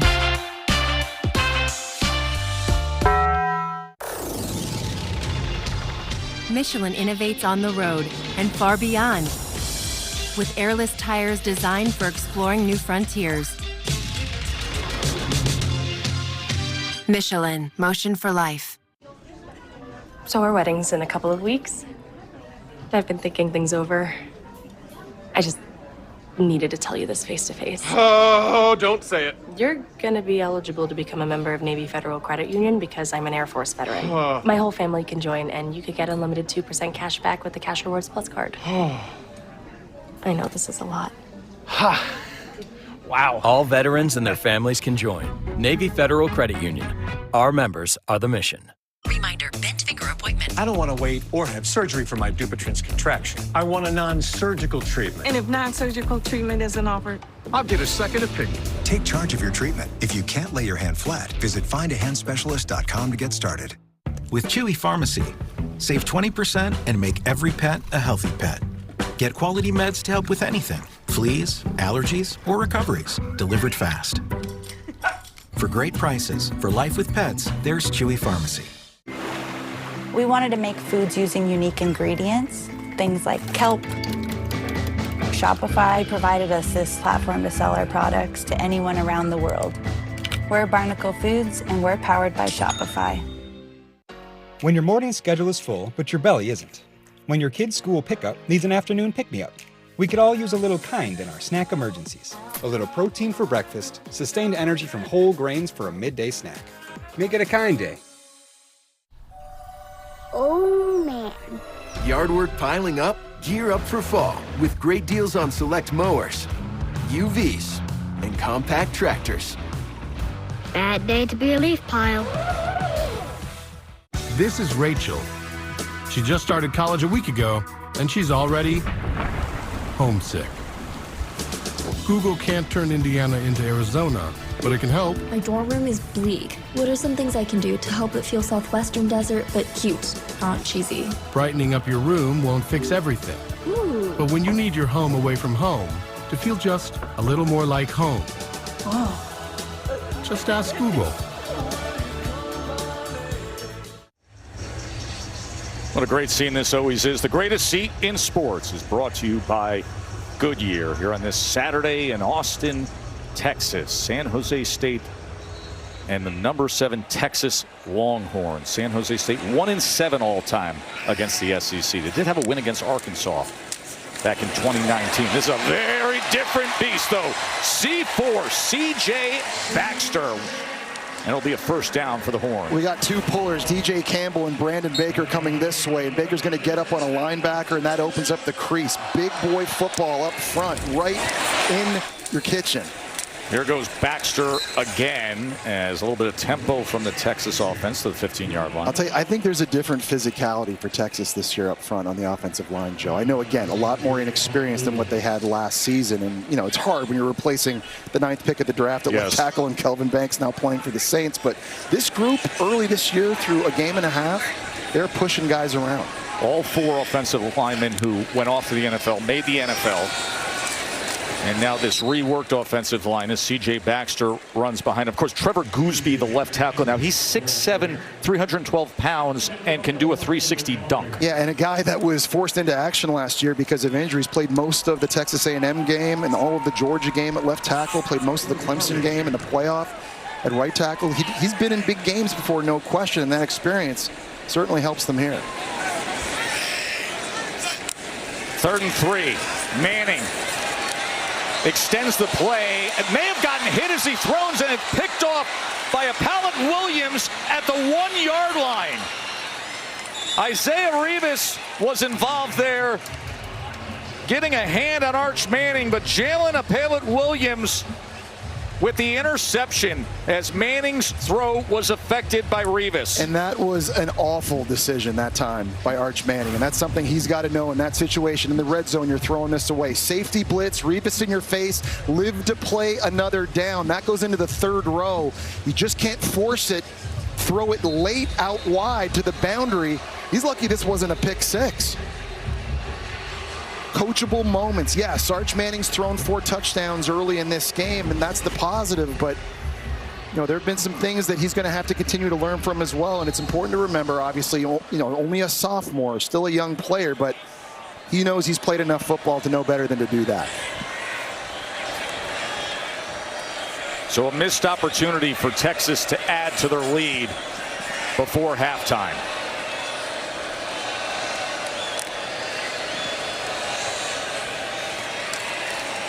Egan get it underneath to Tully Tagovailoa. As we mentioned, Tua's first cousin. Miami's playing at Indy at Sunday for Tua Tagovailoa. Well, here's the pick. He's trying to throw that, and obviously the safety, Rivas, hits his arm, and that's part of why it falls short. But just sort of understanding situations and awareness on the field where you are.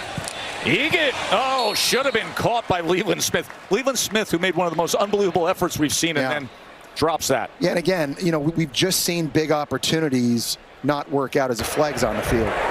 Personal foul, roughing the passer, defense number 1, 15-yard penalty from the previous spot.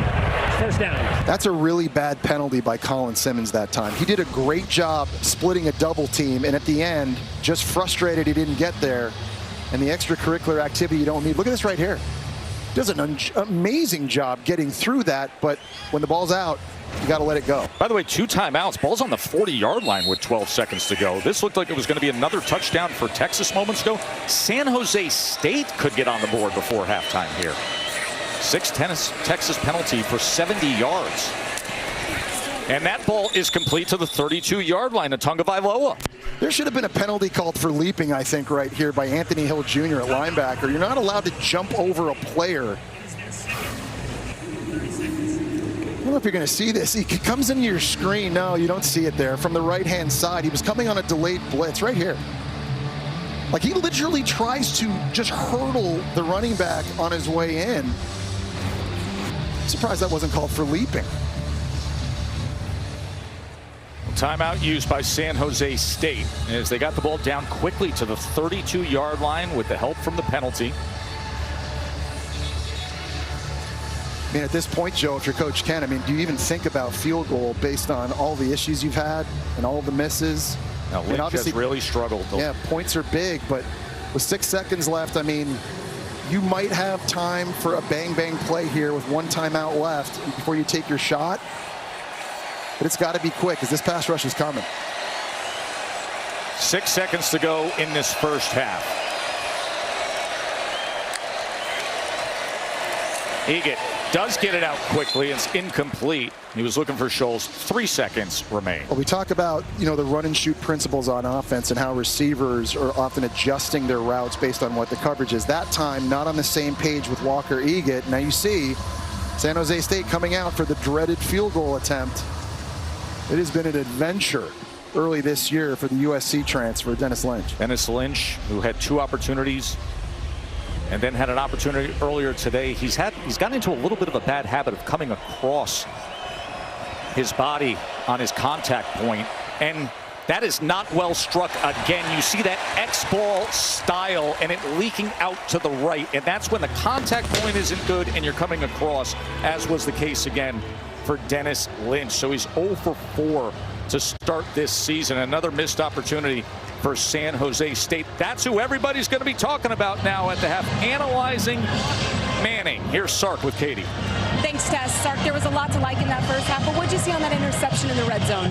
Well, we had a breakdown of protection, and that's part of the growing pains as a young quarterback. Sometimes you got to know when to eat it. 4 takeaways on defense. What have you seen from that group? Well, we really challenged them coming into the game. We want to get after the football. They've taken it to heart. They're getting after the ball. We turn those into points for the most part, too. Thanks for the time. Thank you. Arch Manning, 11 of 18, 180 yards, 4 touchdowns, but the aforementioned interception just before the half. Let's get you to State Farm halftime report with Kevin and Booker. Tess, thank you so much. 28-7 right now. The Longhorns with the lead. San Jose State getting the ball to start that second half. All right, we saw him against Ohio State. Growing pains, of course, but what do you make of this start? What's been different so far for him in the pocket? Well, he started slow, but I thought his head coach and the play caller, Steve Sarkisian, did a great job of settling him down. He called a shot play. He took Ryan Wingo and put him inside, and he put Livingstone outside, and he got his quarterback comfortable. This play right here, it's amazing what confidence will do. There was a spurt, Kev, where he was, 8 for 8, 9 for 9? Yeah. He was throwing the football with velocity, very accurate. Still needs some things to clean up, but Steve Sarkisian put him in a position to do well, and he's doing well today. 5 minutes of that game time, we saw 4 touchdowns from him. You're a little worried about the mechanics, though. They still look a little bit off. Well, they lead to some of the inaccuracies. Yeah. He's overstriding. When you drop back, you want to put that foot in the ground and throw the football. If you stride long, now the ball will either go into the ground or the ball will sail. He's young. Yeah. He will clean it up, but just some of the things to work on. Even though he's got a 4-touchdown day, there's still some things he needs to work on. Like we saw with the interception, and I'm sure Sark will have a mention of that in that conversation with Arch Manning. So Texas right now up 28-7. Meanwhile, number 19, Texas A&M, looking to start 2-0 for the first time since 2021. Marcel Reed, this kid is special in the pocket. Love the shot play. We know he can run the football. How about the TD pass? Great play call, good throw.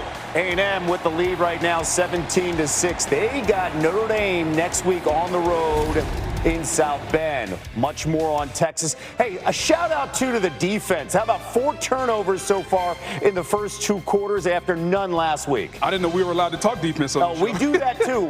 We are balanced here, Bug. We're aware of the defensive linemen.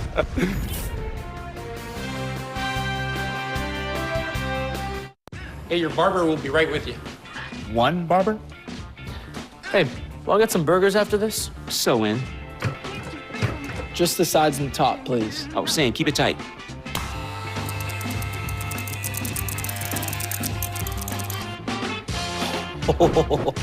Dude, yours looks great. That's what I'm talking about. Fresh. Now I'm kind of feeling chicken. Can't wait to show my mom. Hey, sorry I'm late. I was getting the cake. This Adam is on WhatsApp. Everyone here? Yep, everyone on the WhatsApp group got the event invite and the location change. Great. This Adam is not. Is everybody here? No one showed up. Well, I texted the group. We moved it to your place. But with all the RSVP texts, no one noticed the location change. This party was a huge. While this one was just a tiny. Surprise! Surprise! Sorry, Larry. There's no one hiding. At SJSU, every sunrise sparks your purpose. Purpose, ignited in the classroom, on the field, through Silicon Valley internships, academics, teamwork, and research. And our community of care means that every Spartan is valued and supported. So tell me, are you Spartan ready? On his journey to become the Golden Bachelor, he left it all on the field. Gave everything he had to the game. And then to his kids. Now Mel's starting his second half to find his better half.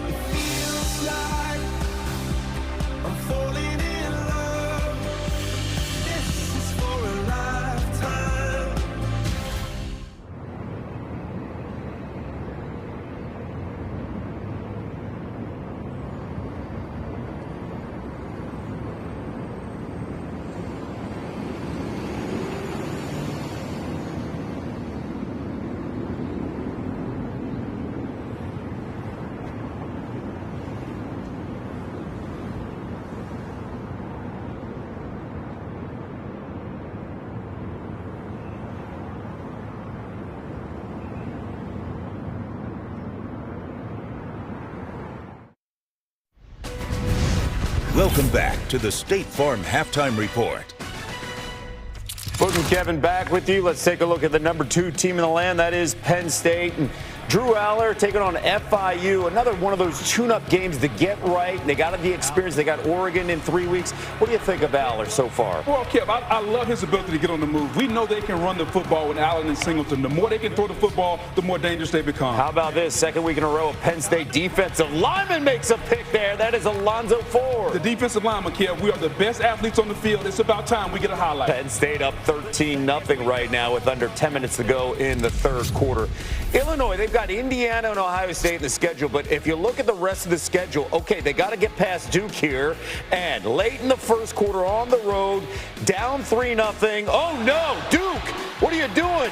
Quayshawn Brown muffs it, recovered by Tyler Strain. You really like Luke Altmaier at quarterback. Why? I just love his consistency and his ability to navigate the pocket and make timely throws. He's a really good decision maker, and the head coach Brett Bielema loves that. Finds Justin Bowick for a first down. Originally called a touchdown. They would later punch it in, and then Altmaier again to Cole Rusk. And Altmaier's got to be good, Kev. Illinois got -4 yards rushing. That doesn't even sound like a Brett Bielema team. No, it does not, especially with the big lineman.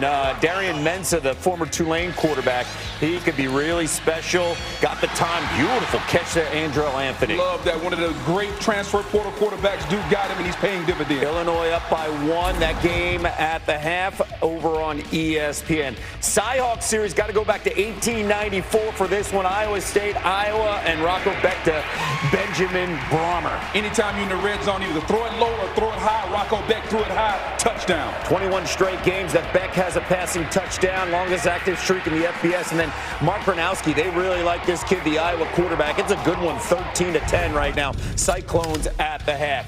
SMU, what do you make of them, number 17 in the country? Explosive offense. Can they play enough defense in the ACC? But I love the offense led by head coach Rhett Lashley. TJ Harden with the physicality, and then Kevin Jennings. Look at the time. And then he can move around, and he finds Josh Cameron wide open. Another year of maturity, kid. He's throwing the ball better. Look out for SMU. SMU up 24-21 right now in the second half. This halftime report is presented by State Farm. Like a good neighbor, State Farm is there.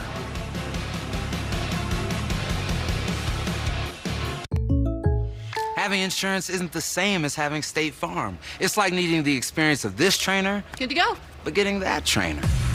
Megan Trainer. I'm all about that brace, no trouble. Give me your arm. No, it's not for that. Who are you? Patrick, I play football. This is Patrick, everyone. Give it up for Patrick.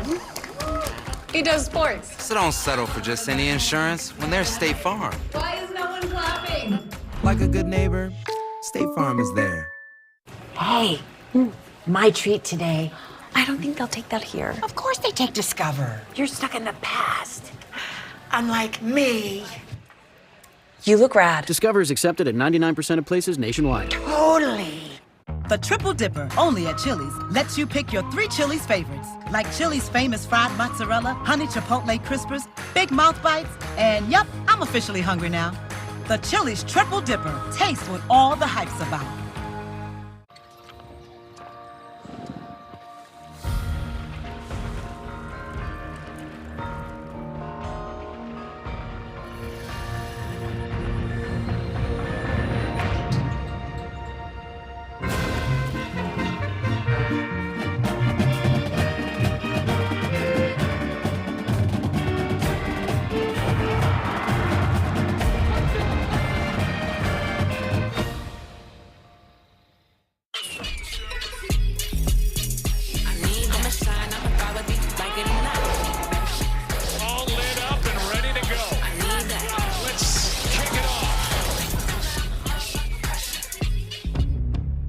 Morgan. I have 3 kids, and I work with the LAPD. I have an IQ of 160. This is where he attacked her. She was abducted. You knew that already, didn't you? Yeah, I thought it'd be nice to let you have this one.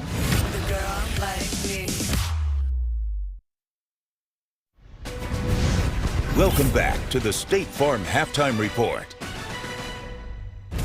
You know, last season, Ole Miss was a win away from reaching the college football playoff, and many will point to the loss to Kentucky. Mark Stoops ready to go. That game on ABC in our second window. Molly McGrath getting us set up for the matchup, Kentucky-Ole Miss. Ole Miss head coach Lane Kiffin has been thinking about this rematch with Kentucky for nearly a year now after the Wildcats took down a top 10 Rebels team last season. Kiffin admitted to us they spent extra time preparing for Kentucky's defense in fall camp, saying they have been a pain to us. The key there is being patient and not forcing any deep shots. And his quarterback, Austin Simmons, making his first SEC road start, and he told me that he's not one to get nervous or let his emotions take over. He feels locked in and confident heading into this one, which will be important as rain has been falling on and off in Lexington all morning, but it's expected to clear up by kickoff. Since Lane Kiffin arrived in Oxford in 2020, all 3 meetings between the Rebels and Wildcats decided by 3 points or fewer. As we take a look at the Saturday slate, we've got it circled. That ABC primetime matchup. First time Michigan and Oklahoma playing in the regular season as Michigan takes the road trip. And Johnny Mateer, the place will be very loud. I love this quarterback, Kev. He brings his offensive coordinator with him from Washington State, Ben Arbuckle, and you can see the consistency for John Mateer, throwing the football, understanding where to go with it, and more importantly, he brings an offensive flow to Oklahoma that they did not have. And if you're the head coach, Brett Venables, now it allows you just to worry about that defense. Mateer coming off the best opening performance for an Oklahoma quarterback in school history. On the other side is Bryce Underwood, the 18-year-old, and the true freshman on the road. Kev, quiet as it kept. We were talking about Arch Manning's debut as being one of the biggest. This may have been one of the biggest last week that nobody talked about, Kev. He is, as advertised, a rocket arm. He's got athletic ability, but he throws the football with anticipation, and that's something young kids just don't do. He throws it with power and speed, too, absolutely. Right? You got to watch your fingers when he throws. Brent Venables has had a ton of success against freshman quarterbacks. What do you anticipate here for Underwood?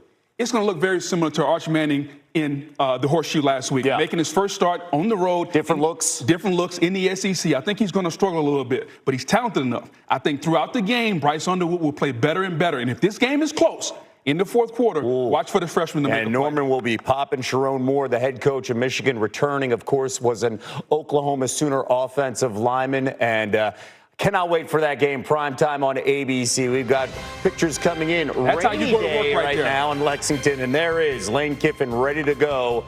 45 wins at Ole Miss, trying to make it 46 today on ABC.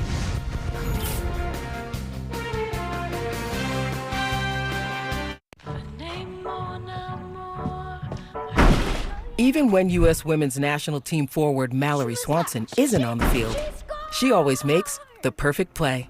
With a Bank of America customized cash rewards Visa card, she'll earn 6% cash back in the category of her choice, like online shopping for the first year from account opening. So wherever life takes you, get the card that rewards you for saving the day.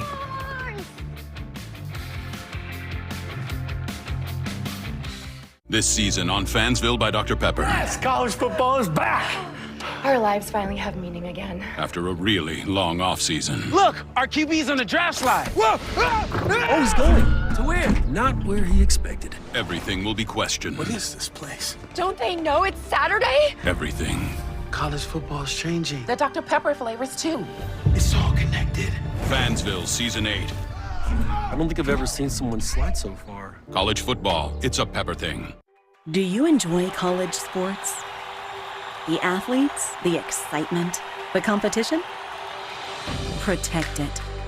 Don't lose the excitement of national competition. Don't jeopardize women's sports and Olympic sports. Make sure your favorite athletes continue to enjoy the many important benefits provided to them, and ensure that we preserve and standardize name, image, and likeness rights.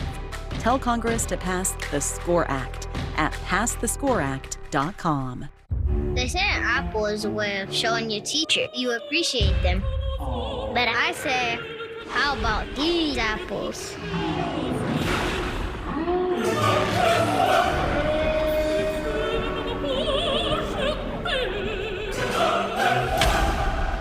Try this.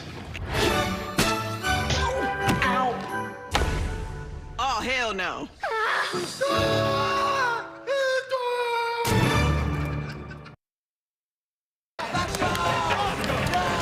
This halftime report is presented by State Farm. Like a good neighbor, State Farm is there.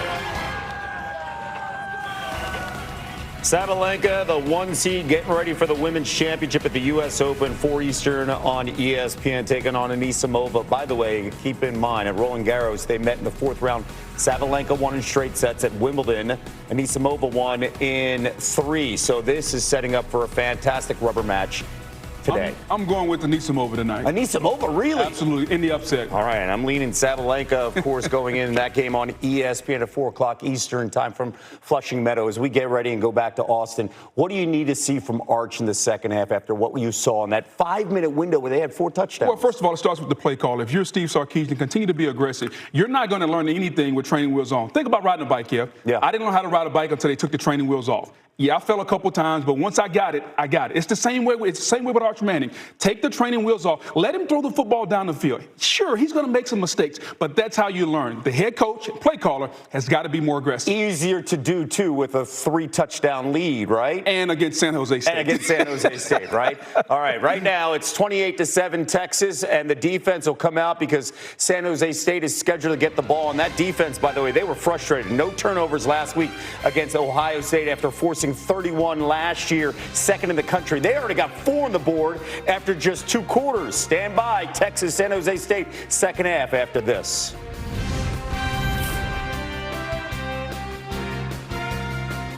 The Loaded Italian has classic flavors with an Arby's flair.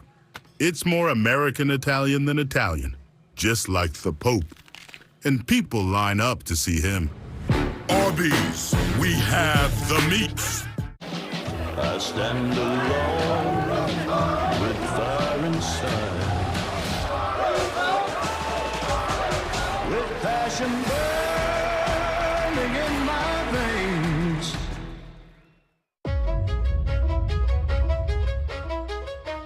There isn't one thing that makes the SEC special. There are a million different things. The students, the legends, the fans, the passions, the traditions. And when it all comes together, it just means more.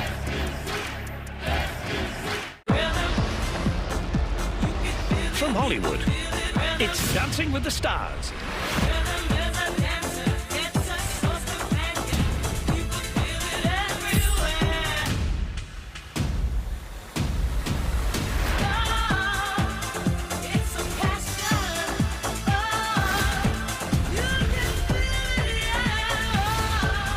Dancing with the Stars, live Tuesday, September 16th on ABC and Disney+.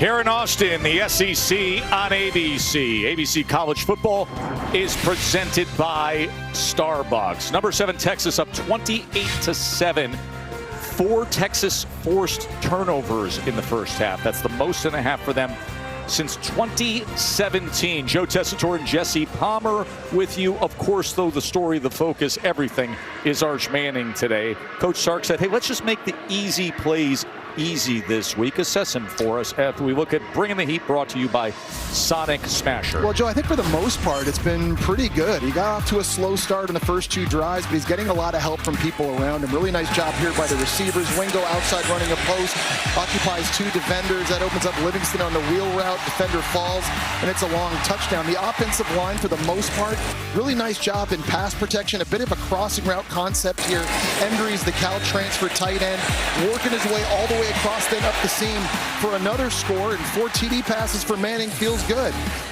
But then with Manning, there have also been some misses, some throws you've got to be able to make in your sleep. This is all at the end of the first half. There was a missed dig route to Wingo, and that's a terrible decision on 3rd down. You just got to eat the ball there or throw it away. So, you know, an incomplete grade, obviously, right now. Still a lot of football to play. Most of what Arch Manning has done, I think, in this game, Joe, has been really, really good, but obviously some coaching moments as well. There are the numbers, the 4 touchdowns framed against the 1 interception when his hand was hit as he was throwing it towards the goal line by Revis, the safety, picked off by Apollo Williams. 21-point margin as we open up this second half. Now, if you're San Jose State, you got to stop turning the football over. 4 turnovers in that first half. Coach Ken told us coming into this one, we can't give the game to Texas. It's going to be hard enough as it is going on the road, playing against that kind of talent. This was a team that led the FBS in giveaways a year ago. They need to do a much better job here in the second half. If they're going to have any chance of coming back in this game, stop giving the football away. See the little 5'7" Jabari Bates behind Walker Eget. Bates has been in as the running back after the turnovers early on in this game from the Spartans. Quickly getting it out, getting it complete to Scholes, but he threw it behind him, so it actually turned him around. Katie. Yeah, Tess, I think everybody can guess what Coach Ken had to say coming out of the locker room. He said, ball security, the turnovers are killing us. He said the fact that we've turned it over 4 times and are only down 3 possessions shows that we're fighting. He said we'll continue to fight here in the second half. And good news, Danny Scudero's okay, and he's back on the field for the second half, guys. Katie, that's good to hear. He took a big hit on one of those turnovers, and Anthony Hill came in with his right hand in the second quarter. Scudero, of course, their biggest target offensively early this season. Here's Eget on 2nd and 8. Oh, he's pressured, and he just burned it straight ahead as he was ripped down by Murad Watson. That's got to be intentional grounding. Has to be, right? Just threw it right into his center. He's in the pocket, and a great job by the freshman All-American Syracuse transfer Watson getting home. Intentional grounding. Offense, number 5. The ball be placed at the spot of the foul. Loss of down, 3rd down. That's a tremendous pass rush by Watson right here coming inside. He's a guy that got pushed around a little bit last week in their loss up at Ohio State. So he's playing with a little bit of fire, but he's showing you that natural athletic ability he has. And against an offensive line like this, Joe, that has big, wide splits, it's a chance for these D tackles to crease them and get in the quarterback's face. A 3rd and 18.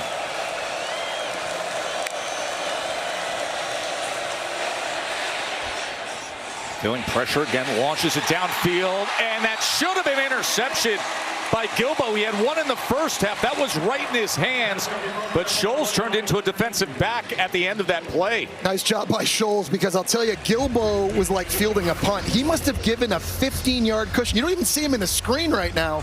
He's playing so far back with his eyes on the quarterback, goes up to high point it. Great job by Scholes, as you said, Joe, turning into a DB to make sure that wasn't the 5th turnover of the game. You see PK, Pete Kwiatkowski, the defensive coordinator. He is loving that style of play. Carrizosa is punting from his own 3-yard line, his 3rd punt of the afternoon.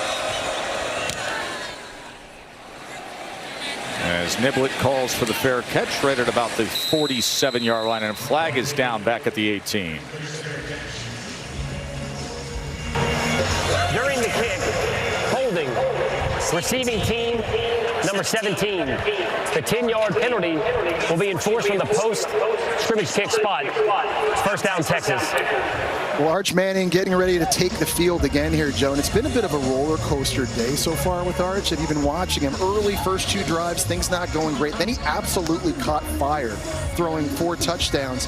End of the first half, not so great. And San Jose State did a better job getting pressure on him. And when he's been under duress in this game, he has struggled a little bit. 0 for 3.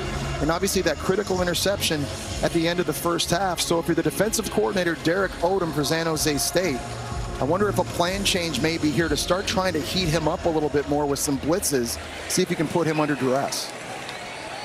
Christian Clark in the backfield with Manning. Remember, Trey Wisner is not playing today. So Clark is the primary backup to C.J. Baxter. I'll tell you that the one thing I like about San Jose State's defense, Joe, they're small, but they're scrappy. Like, they're very undersized on the D-line and at linebacker, but guys fly around like that guy right there, Jordan Pollard, 122 tackles a year ago. They're elusive. They don't let linemen block them, and they've got 7 starters back from a year ago. So everybody really understands the scheme. They know where to line up. You see the weight differential here between the O-line and D-line of these 2 units, but just because you're smaller doesn't mean you can't stop the run. Yeah, Pollard, they listed just over 200 pounds. Here's Clark on 2nd and 8. It'll be a first down for Texas. We're really excited to have Christian Clark back in the lineup now. Missed last year with an Achilles injury. He came out of high school as the number 3 ranked running back, and now he's getting a chance to get some more snaps, obviously, with the injury to Quintravion Wisner. Good job getting in there in the second level and showing you a little bit of wiggle. Tore that Achilles in fall camp last year. Pumped by Arch. Look at the time he has, but coverage downfield, and then he connects with Wingo. And I think there may have been a missed opportunity there for Arch Manning to find Livingston on a post throw down the field. He's coming in motion. I think there was a spot for him. If he had just anticipated this throw a little bit sooner, he's faking it. He's looking at the wheel. It's not there right now. I think there's an opportunity for a big one, but you got to feel confident enough to anticipate that and throw it before your receiver comes out of his break. First down at the 30-yard line for Texas.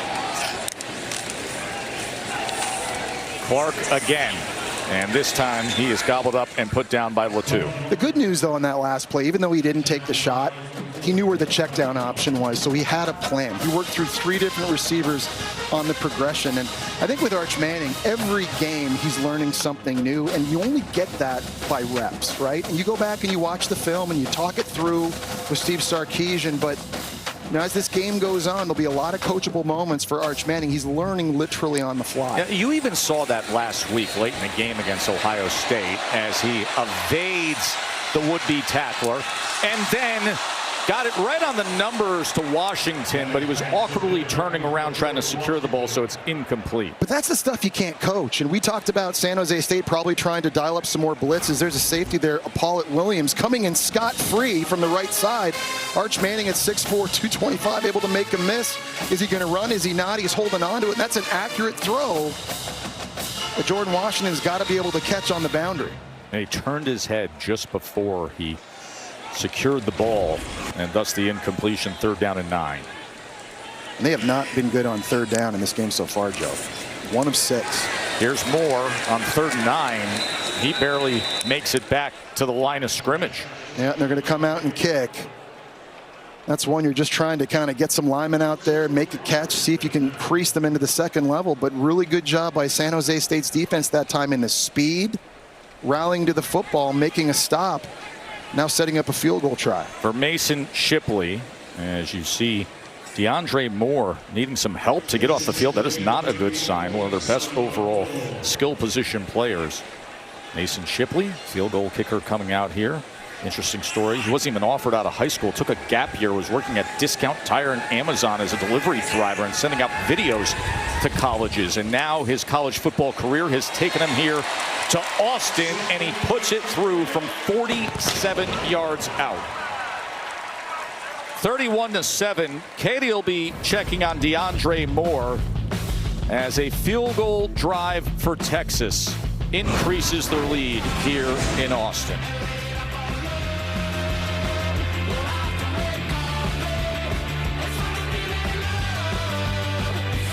When Verizon gives you a free phone on any plan, you use AI a lot. Gemini, is my houseplant leaning away because it hates me? Nothing personal. It's leaning away for more sunlight. Well, come here, girl. Like, a lot. Get a Google Pixel 10 Pro on us. Americans, we can do anything we want, except one thing. We just can't stop being American.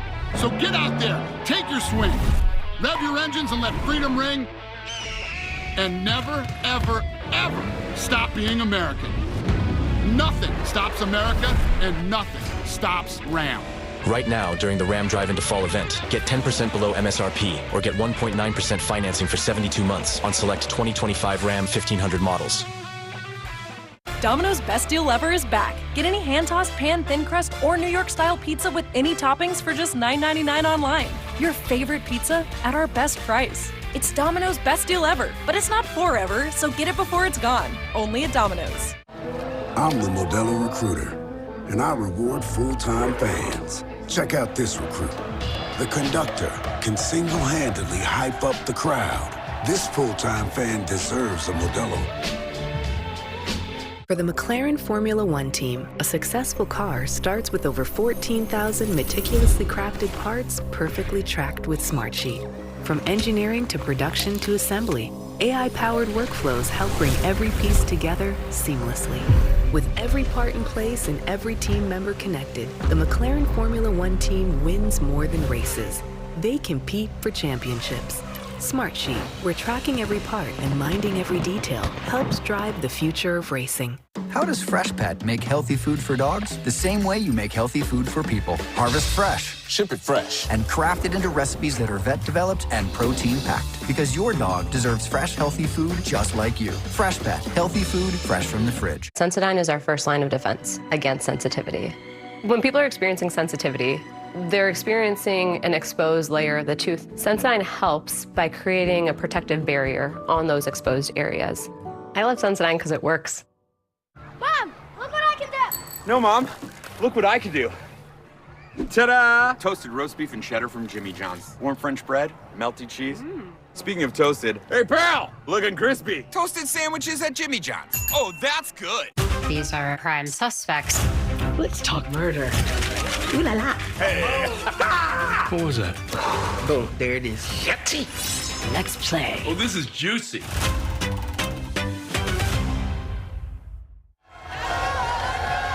Taco Bell Live Mas student section. Only one student section can claim the title. Live Mas student section of the year. Who's going to take home the trophy this year? I mean, what a place to go to school here in Austin. And you know, on a Saturday night here, whether you're at the Victory Lap or Cain and Abel's or probably Crown and Anchor would be more your vibe, Jess. I just feel like something in a glass that's dark. Yeah. I would just kind of, you know, from preferably from Kentucky. Yeah. Mixed with like a nice greasy burger and some fries in the middle of a college football Saturday afternoon. That's totally my deal. That's living right there. It's my dojo. SEC all day on ABC, presented by IHG Hotels and Resorts. Ole Miss taking on Kentucky. And then Saturday Night Football presented by Capital One. Number 15 Michigan against number 18 Oklahoma, which is an interesting quarterback battle. Of course, the transfer, Mateer coming to Oklahoma, the prized recruit to Michigan and Underwood. I'm looking forward to that one, Jess. Talented quarterbacks against really good defensive minds. Mateer, one of the best dual threats in the nation at Oklahoma, going up against Wink Martindale, the DC from Michigan. That is going to be a blitzathon.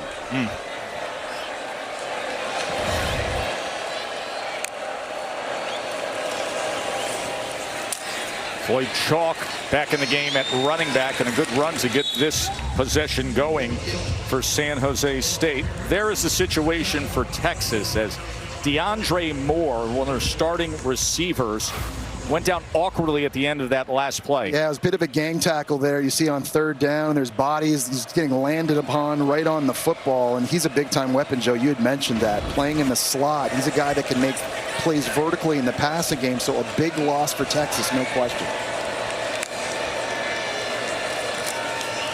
Egan gets the ball out quickly to Scholes.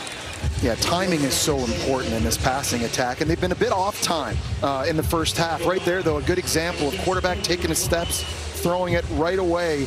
Scholl's turning around and making the catch, something that makes offensive coordinator Craig Stutzman pretty happy. But that timing, getting rid of it quick, that's a big key in the second half because Texas knows they're going to be throwing it. These D linemen, they are pinning their ears back.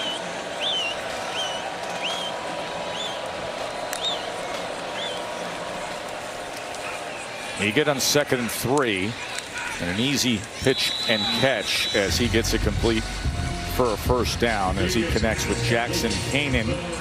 And right now, Danny Scudero, just 3 catches in the game. We talked about him. He's the most explosive player on this offense. They just have to find a way to get him more touches. They've taken 2 deep shots. They weren't able to hit on either. But you got to keep moving him around. You got to keep putting him in motion, giving him stack releases and giving him access. He's working against a true freshman, a very talented one, in Littleton in the slot. There's that matchup against Grayson Littleton. He's going to have a huge future here in Austin. There's Scudero against Littleton. Littleton, the 4-star recruit who's already over-delivered, a total film junkie. Oh my gosh. And I was so impressed watching him last week. There were times I'm watching that game and I'm thinking, oh no, he's lined up against Jeremiah Smith, the best offensive player in college football. What's going to happen? And he manned him up one-on-one, and he won those battles down the field. That was remarkable for a true freshman to do that in that big of a game. When he was being recruited here to Texas, somebody interviewed his mom, Grayson's mom, and she said Grayson was the one interviewing the coaches, not the other way around. He wanted to interview them as to scheme and how they saw football and how he was going to go about his week of film, and she was laughing over it, said it was the reverse of the process.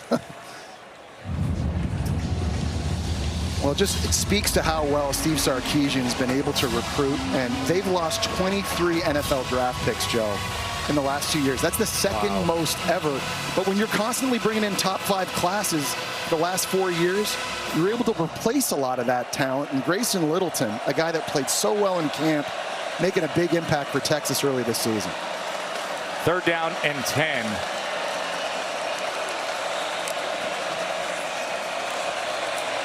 They go with the screen to Scudero, and Scudero is taken down by Michael Taft. That is such a good tackle on a guy that is so squirmy. It is not easy to bring Scudero down out in the open field, but Michael Taft, a guy who began his career at Texas as a walk-on, turned into a second-team All-American a year ago, just comes flying downhill. And that is a very difficult thing to do. Great job being physical at the point of attack that time by Tyanthony Smith, forcing Scudero to go outside, but Taft's there, able to clean it up. Texas defense forcing the 4th punt of the afternoon for Carrizosa.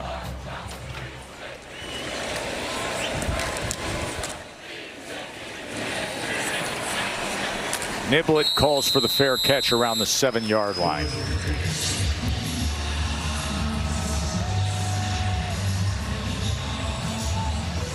Arch Manning loosening up. More from Austin when we return. Americans, we can do anything we want, except one thing. We just can't stop being American. We're body slams and blue suede shoes, rock and roll, jazz and blues, rockin' mullets and Rat Pack suits. Even our grandmas have tattoos. So get out there, take your swings, rev your engines and let freedom ring, and never, ever, ever stop being American. Nothing stops America, and nothing stops Ram.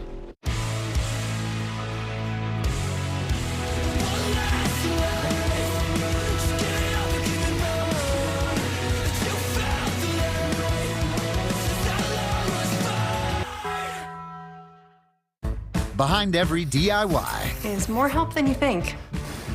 Try this for a clean line. Nice. Sometimes help is delivered. And some things have just got to go. Don't worry, these will go up quick. I wonder if I can link 2 ropes together. Perfect. Because do it yourself Doesn't have to mean all by yourself.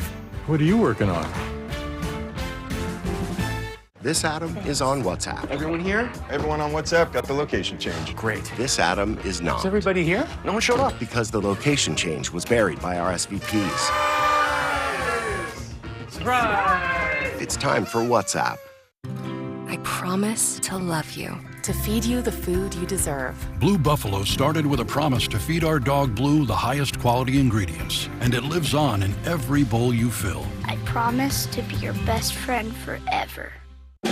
Why do we love USAA team? Because they still call Mom Sergeant. And they pay Dad's claim super fast after that scary thunder. Gotta make this play work for me. USAA membership. Always the smart play. Become a member today. Remember your ABCs! Always be clogging! And the Walmart app has over 500 million items. Walmart has dancing shoes? Who knew? The Walmart you thought you knew is now new. Meet the IHOP House Faves value menu. Everything's just $6. Like the Breakfast Faves combo. $6. French toast breakfast, $6. $6 for all this and all that. That's a lot of breakfast for $6. Weekdays at IHOP. ABC College Football, presented by Starbucks, is brought to you by Ram Trucks, official sponsor of the College Football Playoff. Nothing stops Ram. Truly one of the most memorable teams, if not memorable games in college football history. Last time Texas won a national championship. Mac and that team in the 06 Rose Bowl defeating USC. So much NFL talent. Michael Griffin, Michael Huff, Jamal Charles. But Joe, to me, that game by Vince Young, the single greatest game I think I've ever watched a quarterback play. Just the energy that night. And of course, the way it finished up. And now this team, this roster, loaded to try to claim a national championship. Incomplete as Manning was looking for Livingston. Yeah, one thing Steve Sarkisian likes to do is take shots deep down in his own end. San Jose State that time ready for it. They wanted Wingo on a double move post to the outside. That wasn't there, but a nice job by Rivas. He's played a good game. Remember, he was the guy that got pressure on Arch Manning that forced the interception at the end of the first half. So on the back end of the Spartans defense, they are flying around.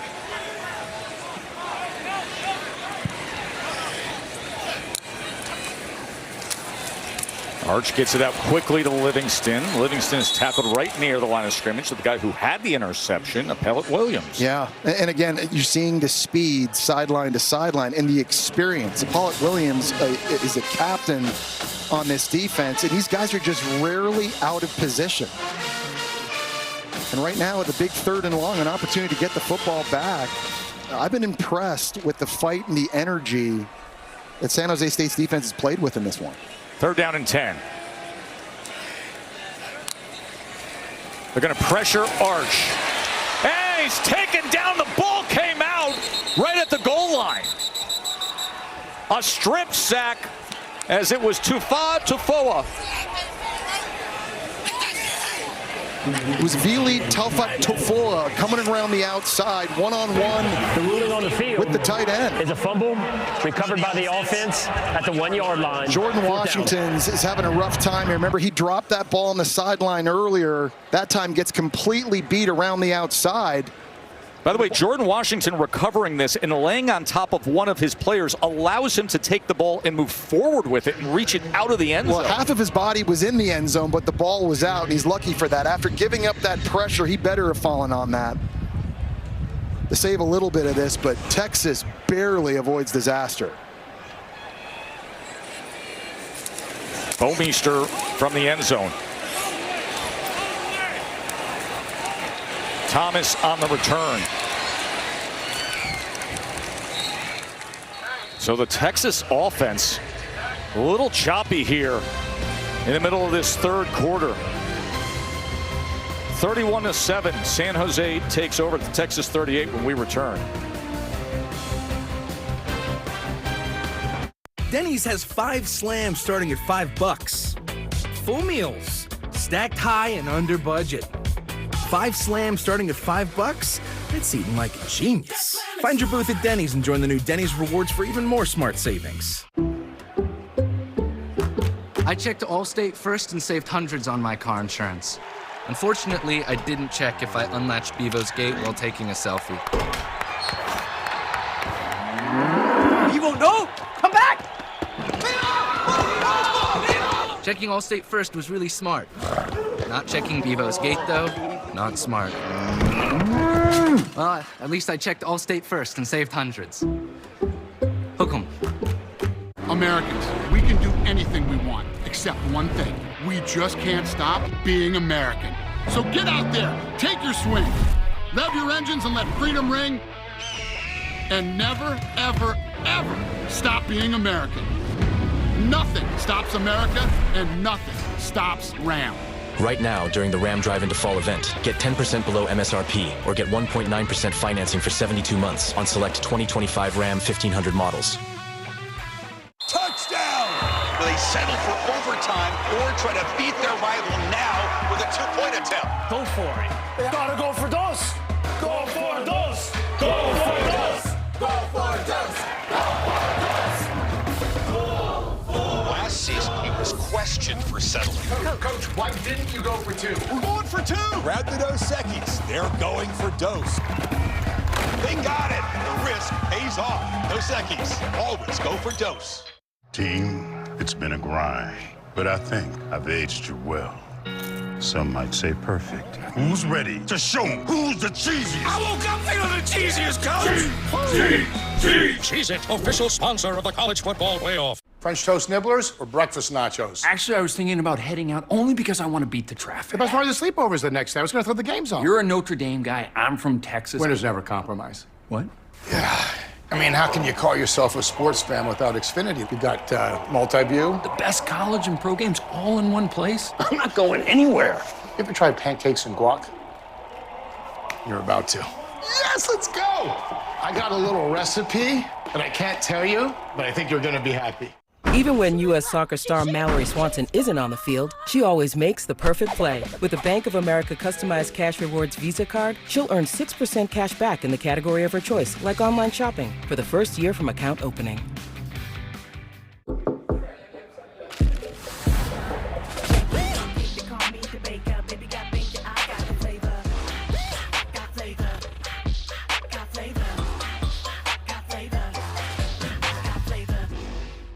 From Hollywood, it's Dancing with the Stars, Tuesday, September 16th. Let's go back to those last three plays of the Texas offense. Yeah, not very good here. On the first down play, there's a missed throw and a deep crossing route, incomplete. The second play is just a quick one outside, but Ryan Niblett can't get a block, and it's a minimal gain. And then the tight end, Jordan Washington, completely whiffs and pass pro, and it's a sack fumble. Texas's offense started the game slow, and they're starting the third quarter slow as well. And that's got to be a point of emphasis moving forward, is to start faster. And now Ratcliffe on the carry for San Jose State is tracked down by Trey Moore, who had the fumble return in the first half. And so, you know, starters obviously still in the game for Steve Sarkisian here. And you're wondering, like, how many reps does Arch Manning need to have? And I think as we're sitting here watching the game, you obviously keep him in. They haven't put San Jose State away yet. They're up 24 points. It doesn't feel like the Spartans are going to come back, but Arch Manning needs the reps to gain experience. I mean, that's the fine balance here. It's not just the scoreboard. It's what you're trying to accomplish. That's a double pass. This should be, but instead they're going to, well, it just throws it away at the last second. There was so much traffic and pursuit that it just blew up. But anyways, back to the conversation on how you view the day of Arch, how you manage the second half. Yeah, you're up big, but have you accomplished what you're trying to accomplish with him? He's had some spectacular moments today. There's been some choppy play. There's been some bad moments. You wanted to make the easy plays easy. You want to gain experience and reps with him, Jesse. So as you described, that fine balance of how you manage things.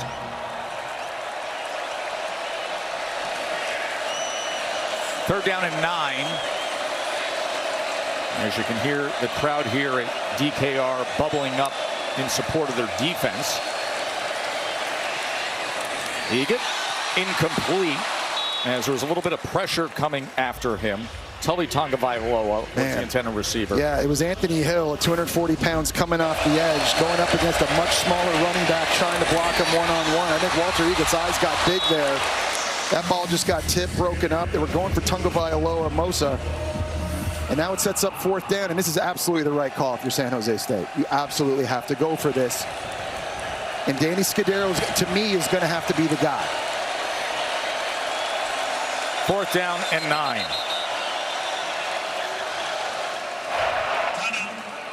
And a timeout is going to be used by Texas. And I think, Joe, like to our conversation earlier about Arch Manning, right? Yes. I mean, obviously, you'd love him to be 20 for 20 right now with 6 touchdown passes, obviously, and playing flawlessly. But I think if you're Steve Sarkisian, you know there's going to be so many coachable moments and so many learning moments for him. But he's also learning a lot about his quarterback right now, too. How resilient are you?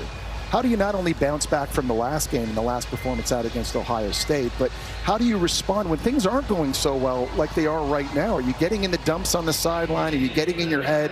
Or do you come back out and do you galvanize the offense and do you lead? I think these are things that this coaching staff is really watching right now as a coachable moment for Arch as well. And Jess, you got to reflect, of course, on your personal experience of your level of development when you were at this stage as well, of how valuable it is to just be on there with game experience. You went through this. There's no substitute for that. You just have to play the game and play the snaps and experience all this to learn from it. 4th down and 9 after the timeout by Texas. Egan, he wants more than 9 as he throws it out of bounds, incomplete. Again, Scudero, the intended target, and it's a turnover on down. Yeah, there was a little bit of hand fighting there at the very end between them both, but that ball way out of bounds, not catchable. Nice job in the back end by Jelani McDonald on defense and coverage. I've been really impressed with the secondary in this game for Texas. You know, we've had the conversation throughout the day of Arch Manning and the hyper-criticism and scrutiny and other prominent quarterbacks who went on to great success, who had a few struggles early on. Yeah, no question. And it's all about putting games together and gaining experience, and you just improve.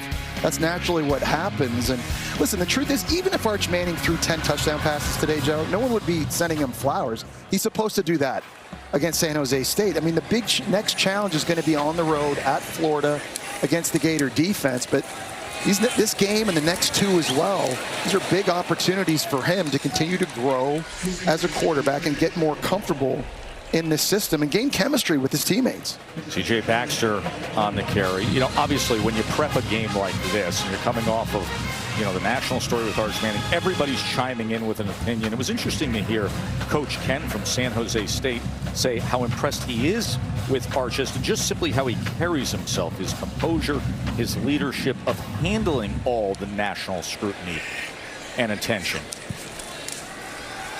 Play action. Manning on 2nd and 5 as he checks down underneath to C4, and Baxter is going to get just a couple of yards there. Franklin with the tackle. I think that's another throw Arch Manning missed, and he's been a bit gun shy in this game, I think, throwing downfield. This time he has a deep crossing route, which I think breaks open. And he just has to have the confidence to take this shot. Right now, you can lay it up. Put it up over top. This is a big play going down the sideline, and you know, I know when he watched the film against Ohio State, he felt he missed a couple opportunities down the field as well. Trusting your receivers to be able to make plays. It's one thing to do it in practice, but you got to give them opportunities in games. And when you do that, you take those shots more and more often. 3rd down and 3, A-gap pressure. He's going to try to use his feet, dodge a defender, and he goes ahead for just a yard, so it'll be 4th down. Katie?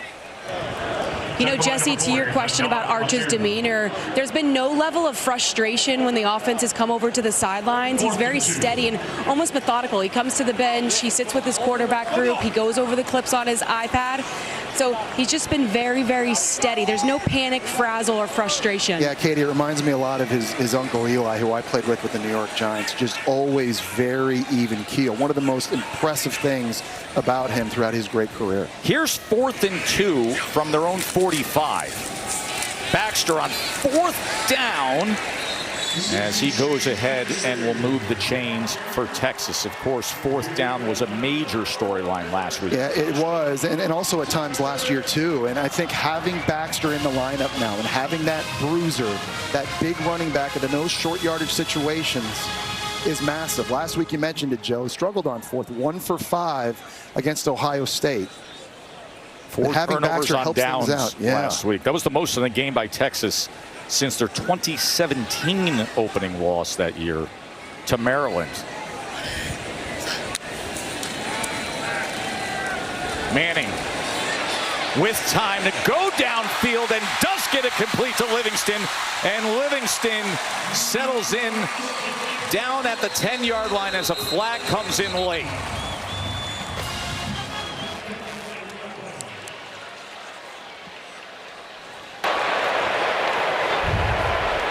Block in the back. Offense, number 14. The 10-yard penalty will be enforced from the spot of the foul. Texas still made the line to gain. First down.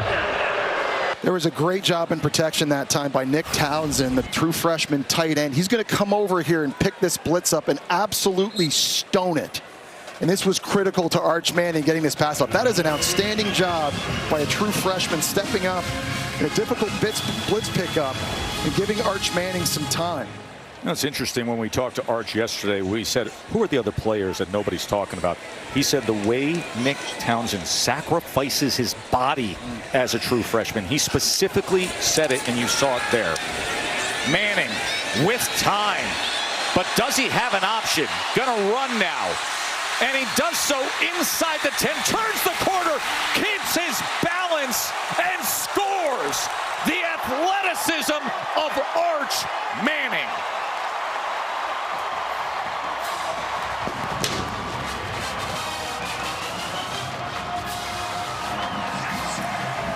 And that's the stuff you simply can't coach with Arch Manning and that running ability. At 6'4", 220, he's got the ability to make people miss in the open field. That time, Ethan Powell had a clean shot at him. He didn't even come close to touching him. And then he keeps his balance. We're going to take a look back at the progressive pylon cam to make sure this crosses the end zone and is a score. Right here at the end. Nice job blocking out wide by Dylan McCutcheon. He's got the ball in the right hand. Now it's in the left. Right foot in, left foot in. Stretches it over the pylon. That's 6. Tremendous individual effort there by Arch Manning. You know, you talk to Arch, and listen, you can always go through all the Mannings and the different levels of athleticism. But Arch will say, hey, give credit to my mom, Ellen. Said the athleticism, the speed. She was incredible at track and field and volleyball and soccer. She was an all-district selection as a high jumper. She led Sacred Heart High to their first state title in volleyball. And he will always say, it's Mom, it's Ellen. Which is funny because Coop was a really good wide receiver himself in his own right. 20-yard touchdown run by Arch. Yeah, listen, his deep ball throwing ability and the running ability, in my opinion, is what makes this offense a lot more dangerous than it was a year ago. And he just has that awareness. I think he should do more of this. When guys aren't open downfield, just have the clock go off in your head. I'm going to tuck it and go get what I can. He's a big, strong runner. Hard to bring down, great contact balance. You saw that on his touchdown run late in the season last year against Texas A&M. And you see it again right there. Again, coachable moments we talked about. How would he respond? The offense not doing great the last couple of drives out. He looked really, really good, composed, running the offense. And as Coach Sark says, making the easy things easy. That's it. That was the goal today. Make the easy plays be easy. That's what Sark said to Arch Manning all week long. That's what he said to anybody who asked, what do you want to achieve today? 4 touchdown passes, that touchdown run. Yes, the interception before halftime. Yes, some teachable moments. But a 38-7 lead for the Longhorns. Let's go to the studio to Kevin. We're keeping fans connected as we take a look at our multi-view, which is showcasing a bunch of great games events across our networks. Illinois Duke update right now, 28-19 over on ESPN. UConn with a surprising lead on ESPN Plus over Syracuse. Of course, you can get all of this right on the new ESPN app as we are counting down just over an hour away from the U.S. Open Championship on the women's side. Sabalenka versus Anisimova. You get that 4 p.m. Eastern on ESPN. Back to you, Tess. Sabalenka, Anisimova is going to be a thriller. And then, of course, Alcaraz and Sinner tomorrow. Yeah. Appointment television. It is indeed. It's been an awesome run. By the way, how about Katie George going from being the lead volleyball analyst to the lead primetime U.S. Open reporter to the ABC college football reporter? And when you say primetime, I mean, she's working till 3 in the morning over at Arthur Ashe Stadium. Me blush. Stop. Unbelievable. How many hours are in your day, Katie? A lot. I want your private jet. I thought volleyball was long. Tennis is much longer. Yeah. Thursday night till about 3 a.m. and then coming down here to have a meeting with Arch and Sark. Here is Eget on the run, dives ahead for a first down. As we come to the end of this third quarter, the highlight being Arch Manning and his 20-yard touchdown run and a 38-7 lead. The SEC on ABC, presented by Starbucks, returns after this message and a word from our ABC stations. Hi, you might know me from my other job, but I'm a business owner too. Here at Once Upon a Farm, we chose the Capital One Venture X business card. With no preset spending limit, our purchasing power adapts to meet our business needs. Love it. And unlimited double miles means we earn more too. Sweet, right? And when we travel, we get access to over 1,000 airport lounges. I could get used to this. The Capital One Venture X business card. What's in your wallet? Pick 6 for $19.99, a perfect meal for two. That's gotta rhyme. Well, how about munching on Pick 6, my mouth going yap, yap. People always staring at my wings, they go flap, flap. Dave is so surprised because he didn't know I'd rap. Pick 6 meal for two for $19.99. Did you know Geico has a 97% customer satisfaction rating? Is it weird seeing yourself on TV? It's my job, isn't it? To let people know that Geico's more than just savings. Certainly have our cat's attention. Whoa. Oh. Wow. Yeah, it appears so. Well, they just love great customer service. Customer service, right. They don't get this excited for wet food. You know? No. Guys, he's right here. Get more than just savings. Get more with Geico. All right, ladies. Next stop, laundry room. Big no to dryer 3. Good call. This bathroom, 1 blow dryer at a time. Good call. I know. Let's go. Oh, so if you get lost... Wait, is that the new Samsung Galaxy Z Flip 7? You're full of good calls. Well, the best call was getting it at AT&T. I got their best deal without paying for the most expensive plan. You'll learn. Get the new Samsung Galaxy Z Flip 7 with Galaxy AI on us. Most expensive plan not required. Subway's footlongs are packed with protein, like the Ultimate BMT or the All-Pro Sweet Onion Chicken Teriyaki, with 58 grams of protein. And now, Subway MVP Rewards members can buy any footlong in the app and get 40% off. Fuel up now in the Subway app. On his journey to become the Golden Bachelor, he left it all on the field. Gave everything he had to the game.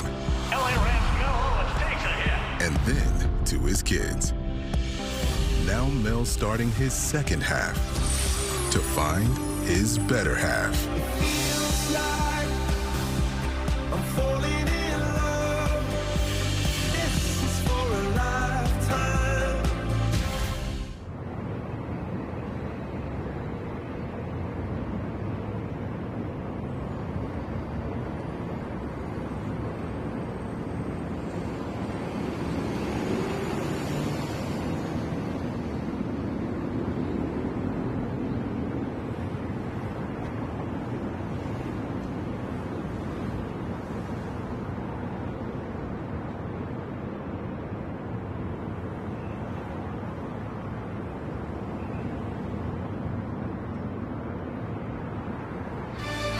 Straight from the greatest seat in sports, the Goodyear blimp brings you the view. Still, always, forever. And the view is an SEC Saturday that begins in Austin as you're watching the SEC on ABC.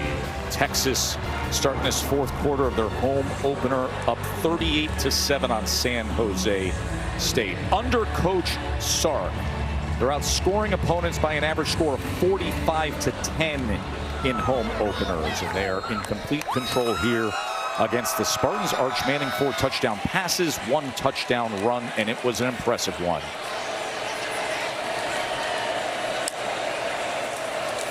First play of the fourth quarter, Jabari Bates for the Spartans goes ahead just beyond the 40. And if you're Walker Egan right now, you're thinking, okay, fourth quarter, we're down 31. They know we're throwing it virtually every play. There's a player down. That's not good, Joe. And that is Colin Simmons, one of the most important players on the entire roster. Wow. And so if you're Steve Sarkisian right now, after that, you're starting to ask yourself, how much longer are we leaving starters in the game? Up 31, second game of the season. Deshaun Alexander, freshman of the year, is now down on the ground. Our best pass rusher. We've already seen DeAndre Moore leave the game for Texas earlier. These are all the decisions that Steve Sarkisian right now is talking with his coaches about. Okay, who do we got going in? What are we thinking in terms of playing some of these less experienced players? Remember, still to come is Ole Miss and Kentucky right here on ABC. Molly McGrath gets us set. Molly? Hi, Tess. I'm here in Lexington watching Ole Miss's quarterback Austin Simmons go through his warm-up routine, and you would never know that this is his first career SEC road start because he is so locked in. And head coach Lane Kiffin said it's that poise and his elite arm strength that reminds him of a player who he recruited at Alabama named Tua Tagovailoa. And Jesse, that is some very high praise. It really is, but Tua didn't look like him, Molly. This guy's 6'4", 215. He skipped his last 2 years of high school, pitched on the baseball team as a freshman, 20 strikeouts. I feel bad for that wall.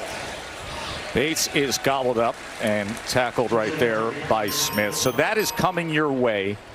Kentucky going to be able to match points with Ole Miss? Well, their defense is going to have to really pick it up. That was the key when they beat Ole Miss a year ago. Their D-line totally dominated that game, but the slowdown, Kwan Lacey running it, and Logan Diggs, that's a tall order for Kentucky's defense in this one. So Colin Simmons in the medical tent.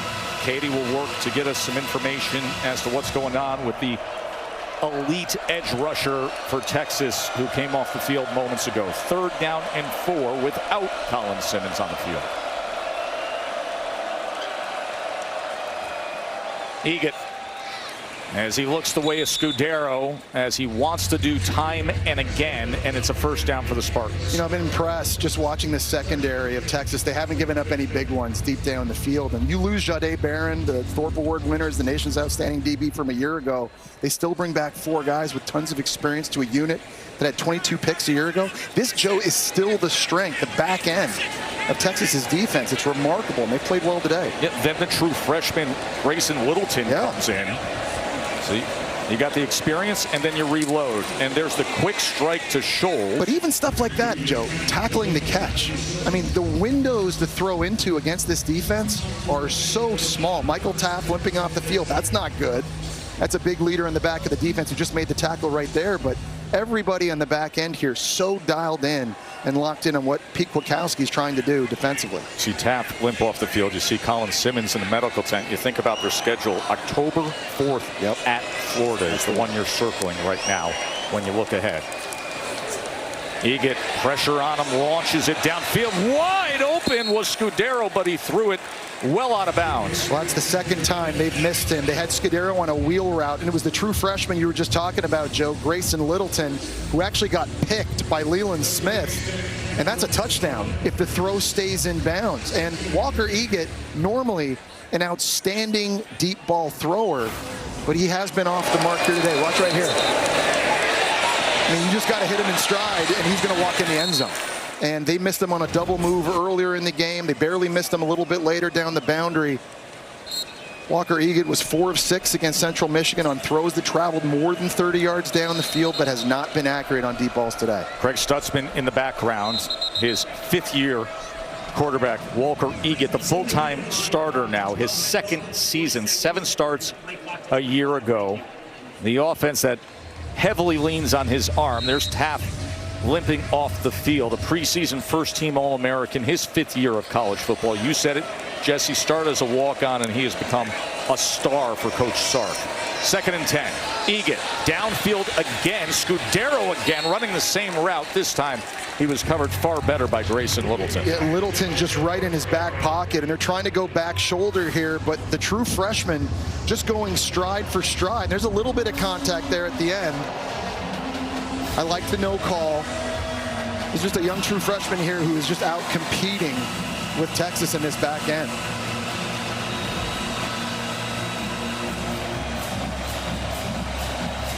Third down and 10.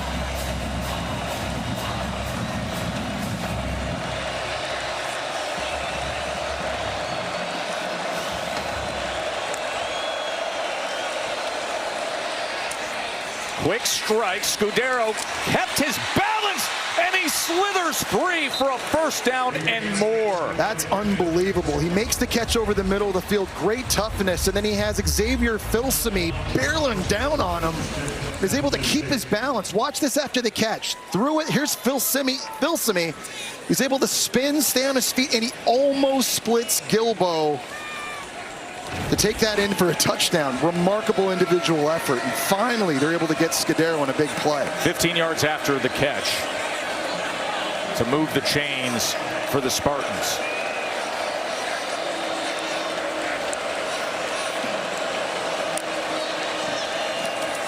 Fiery team that wants to show something late here against Texas. Boy, well covered was Jackson Kanan. Well, Danny Scudero is a good one, and he transferred in from Sacramento State. And I think coaches might want to start looking at Sacramento State in the portal, because you remember who also used to play at Sacramento State? Cam Scadaboo. Oh, who absolutely lit it up for Arizona State a year ago. I mean, even when I hear you say the name all these months later, there's a glow to you. There is. There's just a little. I love saying the name Cam Scadaboo. You do. You also wrote a lot of you were one of the authors of some of the postseason magic of Cam Scadaboo, Jesse. Floyd Chalk. Go ahead. You can do it just once. No. Just go ahead. There you go. Move on. It never gets old. And he's playing for the New York Giants right now. Which is you can't love him enough. I mean, I'm gonna be saying this for weeks and weeks to come. Driving my wife crazy at home on Sundays. Oh, that was such a fun ride with Arizona State covering them, of course, in the Big 12 championship, and then the all-time thriller against these Texas Longhorns, who had to fight back and show guts to win it in overtime and advance. 3rd down and 9.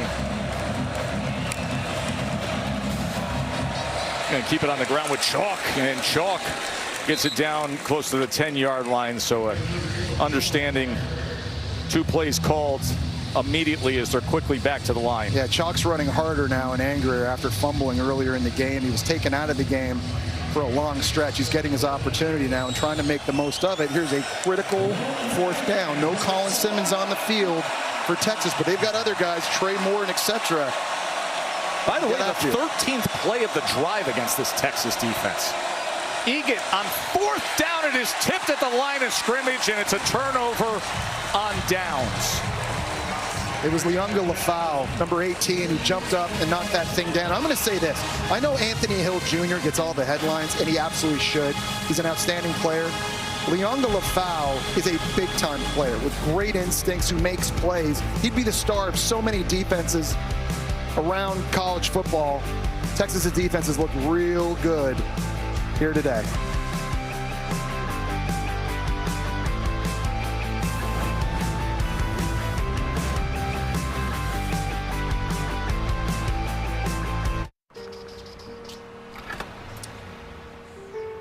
There's a reason they don't call them clean bikes, am I right? Yeah. Because it's dirt bike. Gas stations. Whew. You gotta start at the top and work your way down. You want me to do yours next? Oh, you're from Oklahoma. They have to fill the silence. The bathroom code's 9914. Progressive can't protect you from becoming your parents, but we can protect your home and auto when you bundle with us. Look at this hot rodder. Good boy, Kimber.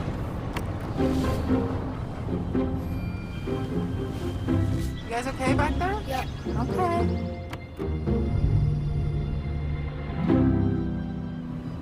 What was this one? Do you remember? Follow the leader. This one's really easy.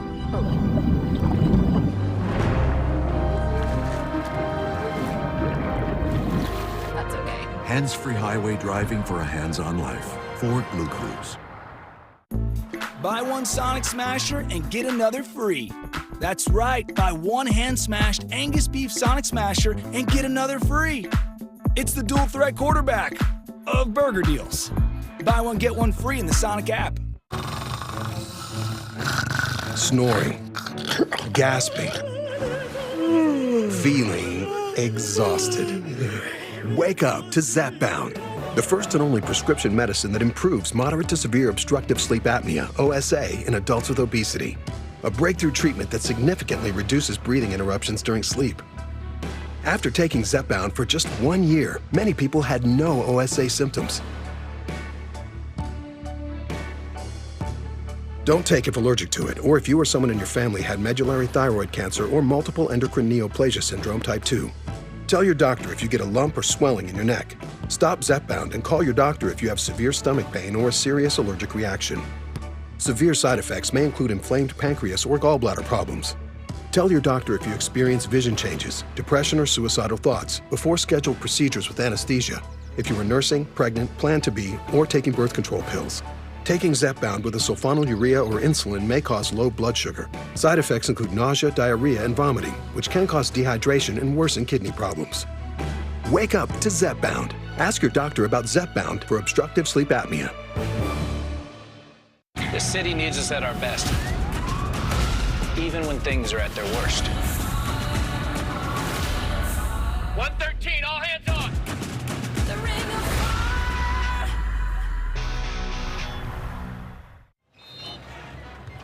Amanda Anisimova, will we have an American win the U.S. Open? The Women's Championships coming up at 4 p.m. That should be exciting against Sabalenka. I mean, the run she's had to go on to get through Swiatek and then beat Naomi Osaka, now taking on Sabalenka coming up on ESPN. What is Sabalenka now? 3 straight finals and majors, and just her ground game from the baseline is ridiculous. I've watched her play in person. I know Katie's seen her in person.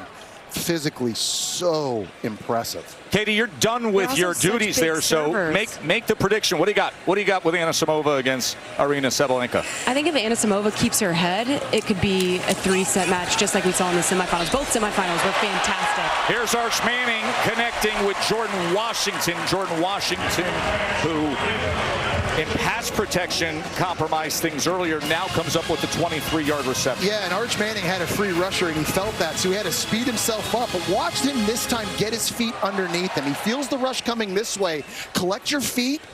The arm follows. It's an accurate throw right in the face mask of Jordan Washington. Really nice job of the play speeding up for Arch Manning, but him not letting his mechanics get all out of control.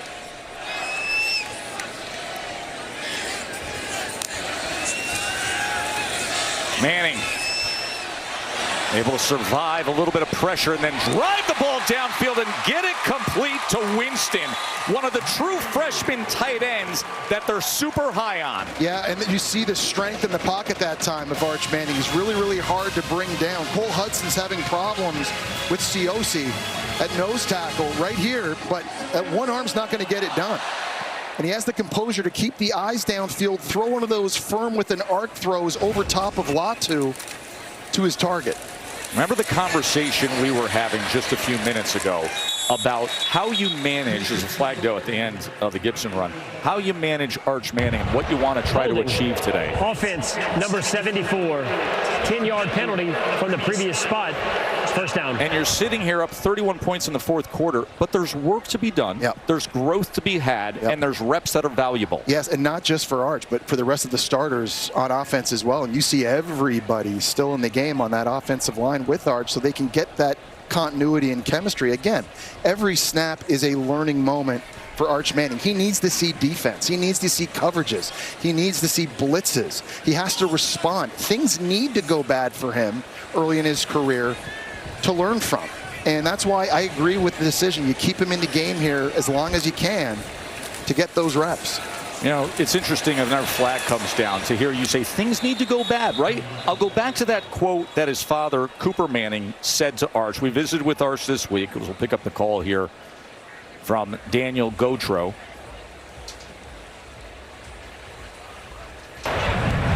Illegal shift. Offense, number 8. 5-yard penalty, remains first down. But Jesse, Cooper told Arch, if you're going to play big-time football, stuff like last week at Ohio State happens, and if you're lucky enough, it happens a lot in your career. Yeah, because that means you played a long time. You played a long time. That's right, you play extra games. And so for Arch Manning, he's literally at the beginning of his learning curve. And I think today is a good example. You can see the talent. It's evident. Throwing and running. There's lots of things that he'll improve on. He needs to. Incomplete. And that's one there. That's an easy throw. Well, you know, guys, Steve Sarkisian, he said playing at Ohio State was great exposure for this team. He said, I'm glad we did it. He said, what if we never got that exposure in our SEC opener is at Florida in a month with so many new starters at QB, especially on the offensive line. Guys have now played in a hostile environment. They've dealt with crowd noise. They know what it's like to fall behind on the road and fight for possessions in the second half. So better to learn some of those lessons now than midway through the season. That's a great point, Katie, too. And to have that experience, and now you get games against San Jose State and Utah UTEP and Sam Houston to get the confidence going before you go on the road to Gainesville. And get it quickly to the outside to Wingo, and Wingo can't find anything. And that's really, you know, a big key too, Katie, is getting Arch Manning comfortable, getting him confident, and getting him playing at a high level, because when you hit that schedule in the SEC, you're rolling. And there's some big tests. It's not just October 4th at Florida. You got the Red River rivalry. You've got on the road at Georgia, Texas A&M coming here at the end of the year. In order to run that gauntlet, number 16 on offense, he is going to have to be playing well. 3rd and 25. Manning was hit as he throws again, and that goes incomplete. Taufa Tofua was there defensively to get in on him. One issue, Joe, I think Texas has had early this year is at right tackle right here. And Brandon Baker had a few false start penalties in the game against Ohio State. He didn't block the right guy in the last play of the game. And on that one there, you just got to be able to hold up a little bit longer. We've seen Taufa Tofua. He's made a couple big plays now here in the second half for San Jose State. He's an excellent pass rusher in his own regard. But Brandon Baker, one of the least experienced guys on this offensive line, only a true sophomore. But that's a place, I think it's a little area of concern early this year for Texas. Remember, of course, the offensive line last year with Banks and Connor and Jake Majors and Cameron Williams. I mean, everywhere you looked on that offensive line, you had NFL prospects. 38-7 here in Austin. More to come as we'll take a closer look at Arch Manning's day. Don't go anywhere. With DoorDash Streaks, you rack up weekly discounts, so you win every week. But so much winning energy can be a lot. Win every week with DoorDash Streaks. Opt in, order every Saturday, build the savings. Dad, this guy says that we act like Gillette Labs is some miracle, but it's just another razor? Gillette Labs ain't a miracle, but it sure as heck ain't my old razor. It's Gillette's best shave. And with up to 30 shaves per cartridge, I'm spending less. Its ultra-sharp blades last 50% longer. And give you a fresh blade feeling time after time. Time after time after time. Gillette Labs, the best a man can get. Keeps getting better. I never thought this would happen. Never thought this would happen. I never thought this would happen. We got you. We got you. We got you. When the unexpected comes calling, call the one team prepared for what no one can predict. We got you.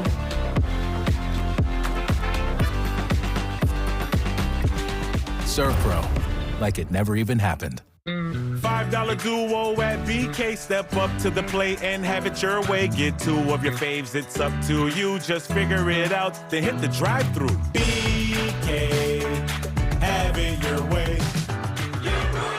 At Fairfield, every moment of a perfect game day shapes your fandom. Be ready. Wherever the season takes you, Marriott Bonvoy has a hotel brand for every kind of fan. Official hotel partner of the NCAA. Hey, my treat today. I don't think they'll take that here. Of course they take Discover. You're stuck in the past. Unlike me. You look rad. Discover is accepted at 99% of places nationwide. Totally. How do we choose? I know. Gemini, my skin's dry but sticky from the heat. What here could help? Tough combo. I see some serums which hydrate without being too heavy. What did the Korean locals use? Essence is like a light serum that's popular here. Which one? Now this is legit.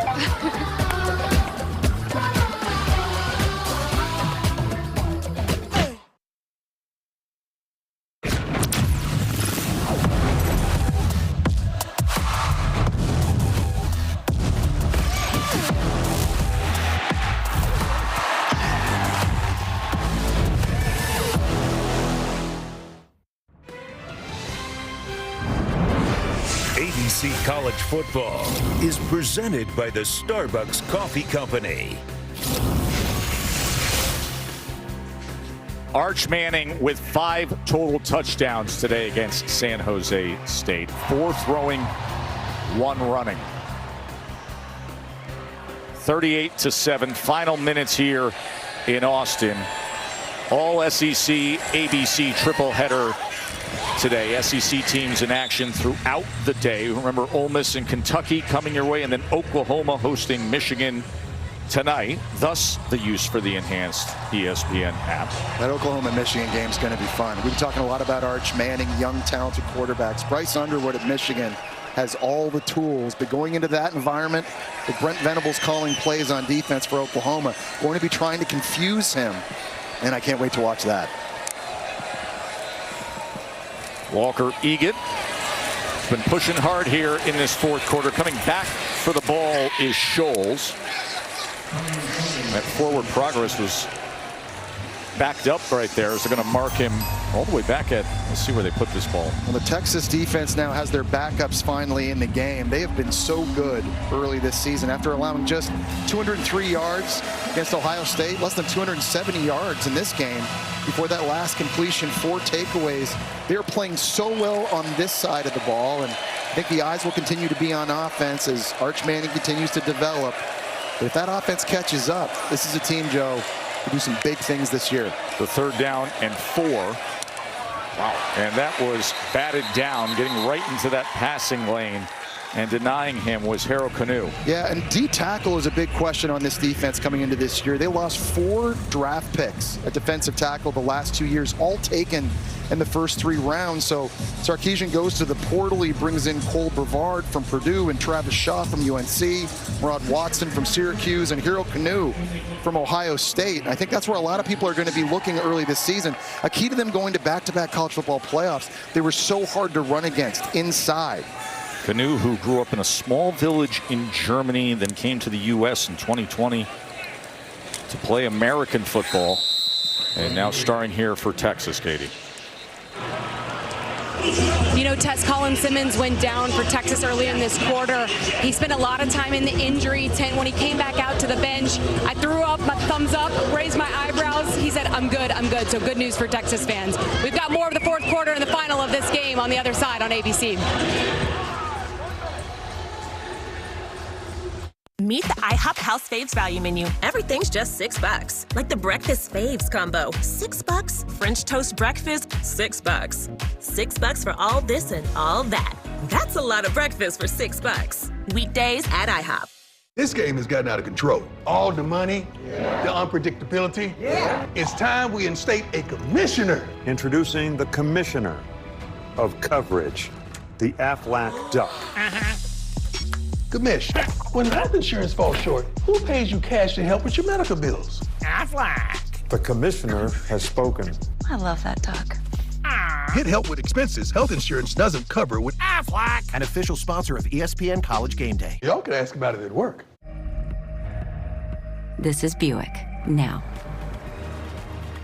Buick, exceptional by design. Get 0.9% APR on these 2025 Buick models. Plus, current eligible non-GM owners get up to $3,000 allowance on Encore GX. Psst, psst.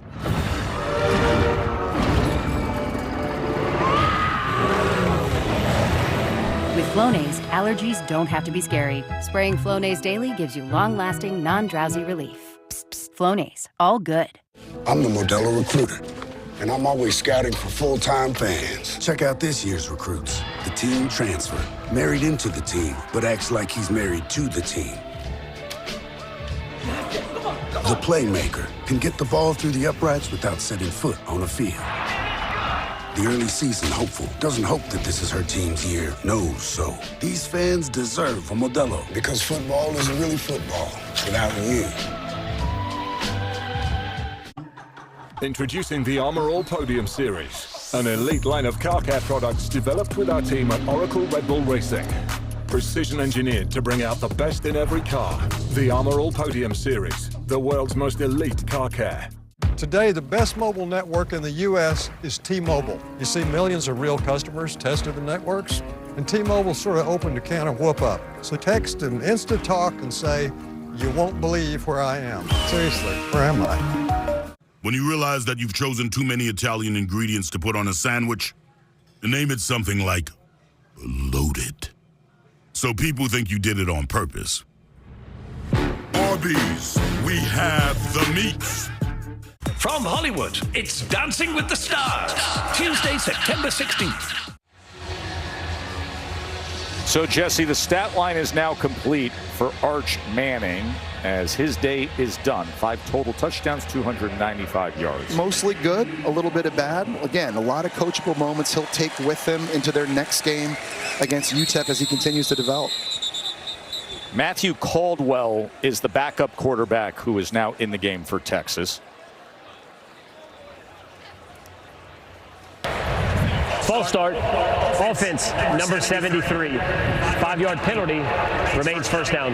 Earlier this week, Coach Sark said when he was asked about, okay, who backs up Arch Manning? Because you got a true freshman in KJ Lacey, who they love. I mean, this guy's going to be amazing. But Caldwell transfers in from Troy. He was the starter there, had success there. It's his 4th school. He's a journeyman, but he's reliable. He's steady. He's a veteran guy. He was at Jacksonville State. He was at Gardner-Webb. Then he went to Troy, and now here he is, the backup to Arch Manning at Texas.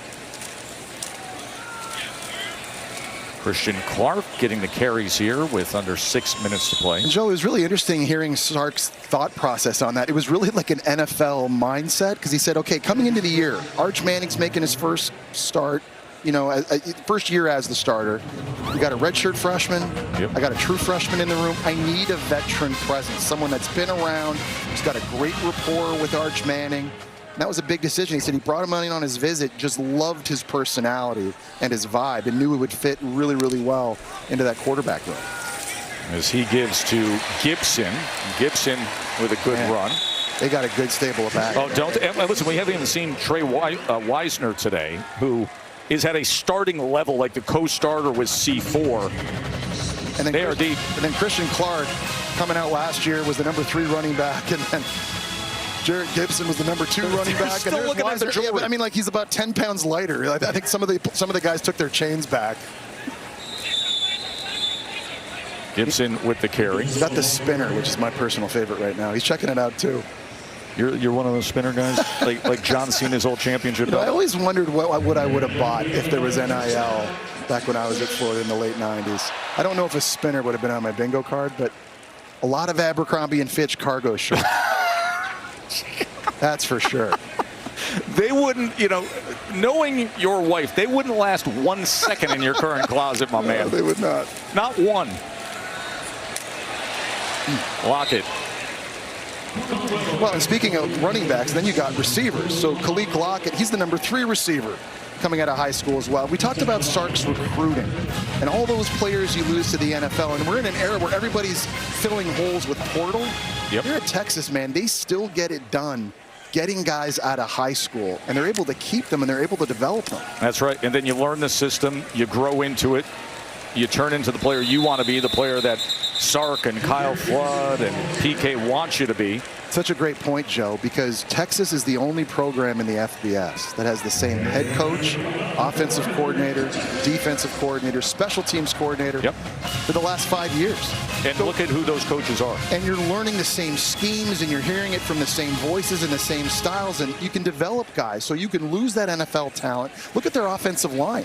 All the new players on this Texas O-line are guys they recruited out of high school, and they're able to plug and play at a high level. Managing the personnel there isn't a player running off the field. Illegal substitution. Offense, 12 players in formation. 5-yard penalty. Remains first down. Now let's take a big picture look at things here with Texas. The Sark Stampede, they are calling this. And you think about the last 2 seasons, of course, all the big games, all the wins. The SEC title game conquered in year number 1 in the SEC.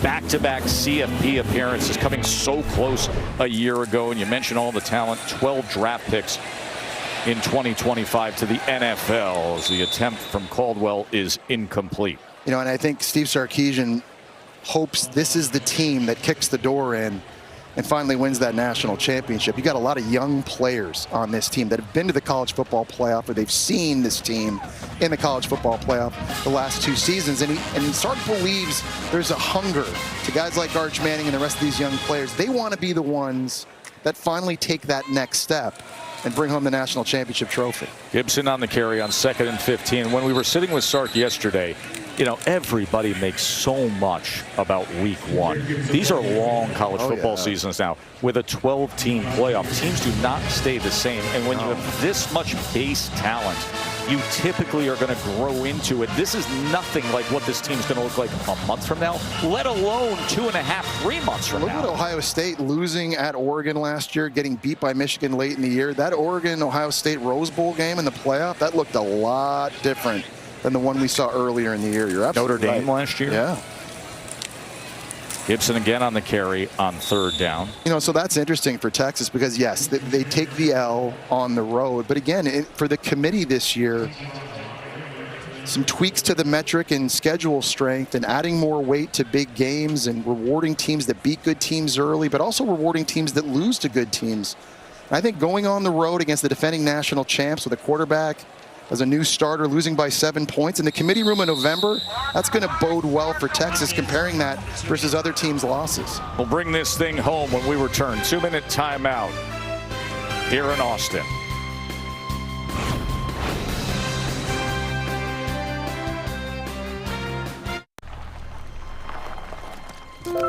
Hey, sis. Mazda? Mazda.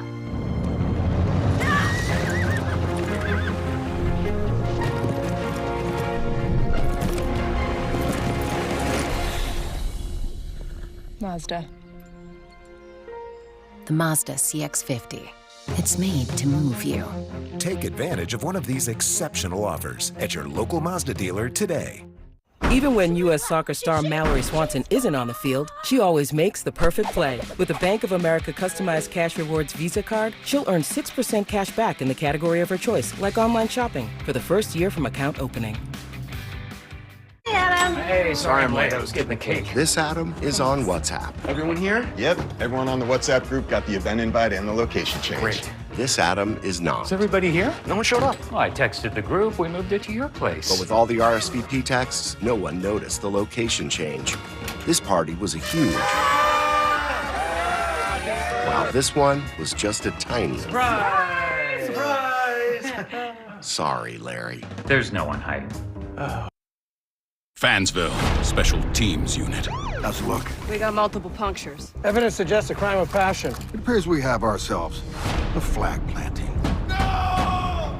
Those tech fans make me sick. We got a composite. Is that a duck with ice cold Dr. Pepper? That's no duck. That's a platypus. And a mascot always returns to the scene of an upset. Get that fan! Stinks! College football, it's a Pepper thing. Introducing Taco Bell's new $3 steak burritos, lavishly packed with marinated grilled steak. From the Chipotle Ranch draped in a zesty avocado sauce, to the cheesy melt, brimming with melted cheese and creamy jalapeno decadence. We call them rich, but they're just $3. New $3 steak burritos, only at Taco Bell. With NFL Sunday Ticket and YouTube TV, you get every game every Sunday, all in one place. And that's a lot of NFL. NFL Sunday Ticket and YouTube TV. New users pay less. All right, team. USAA is open to spouses and kids of military who joined, like me. And grandchildren if their parents joined. Are you eligible, Coach Gronk? It's complicated. USAA. Become a member today.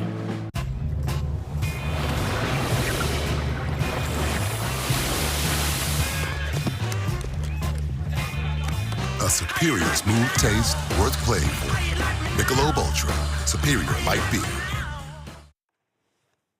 Kevin Boog back in studio, minutes away from Ole Miss, Kentucky. Last 3 meetings have been decided by 3 points or fewer, Boog. No doubt. It's been Kentucky's defense that's given Ole Miss and Lane Kiffin fits. Can that defense do it again today? Can't wait to watch it. Kentucky upset Ole Miss last year, 20-17. Back to you, Tess. We will see how that plays out. It's coming your way, and then Michigan, Oklahoma tonight. Here's a 4th down and 6 coming out of the 2-minute timeout. Caldwell back to pass, and he connects and gets it. As Lockett, the true freshman, secures the ball, and there are some with great interest in the outcome of these next 2 minutes. Really nice job by Caldwell that time, staring down the barrel. There was a blitz by San Jose State. He's able to find Khalik Lockett on the in route. Nice blitz pickup, too, by Jarrett Gibson that time. Backups putting it together, making use, taking advantage of their opportunities here late in this game. The well-traveled Matthew Caldwell on his 4th school, the backup to Arch Manning, young man who grew up in Auburn, Alabama, and led Auburn High School to a state championship game. Gibson looking for a crease, and the ball came out, and San Jose State jumps on it. Oh, and that's something that's going to drive Gibson crazy. Fumbles were a bit of an issue for him a year ago as well. Late in this game, you just got to be better with ball security.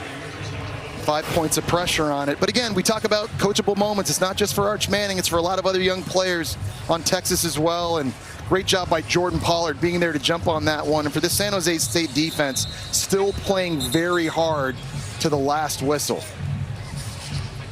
Time it was Larry Turner Gooden, the Texas transfer. That's right. Who actually punched that one out, getting a little revenge on his old team late.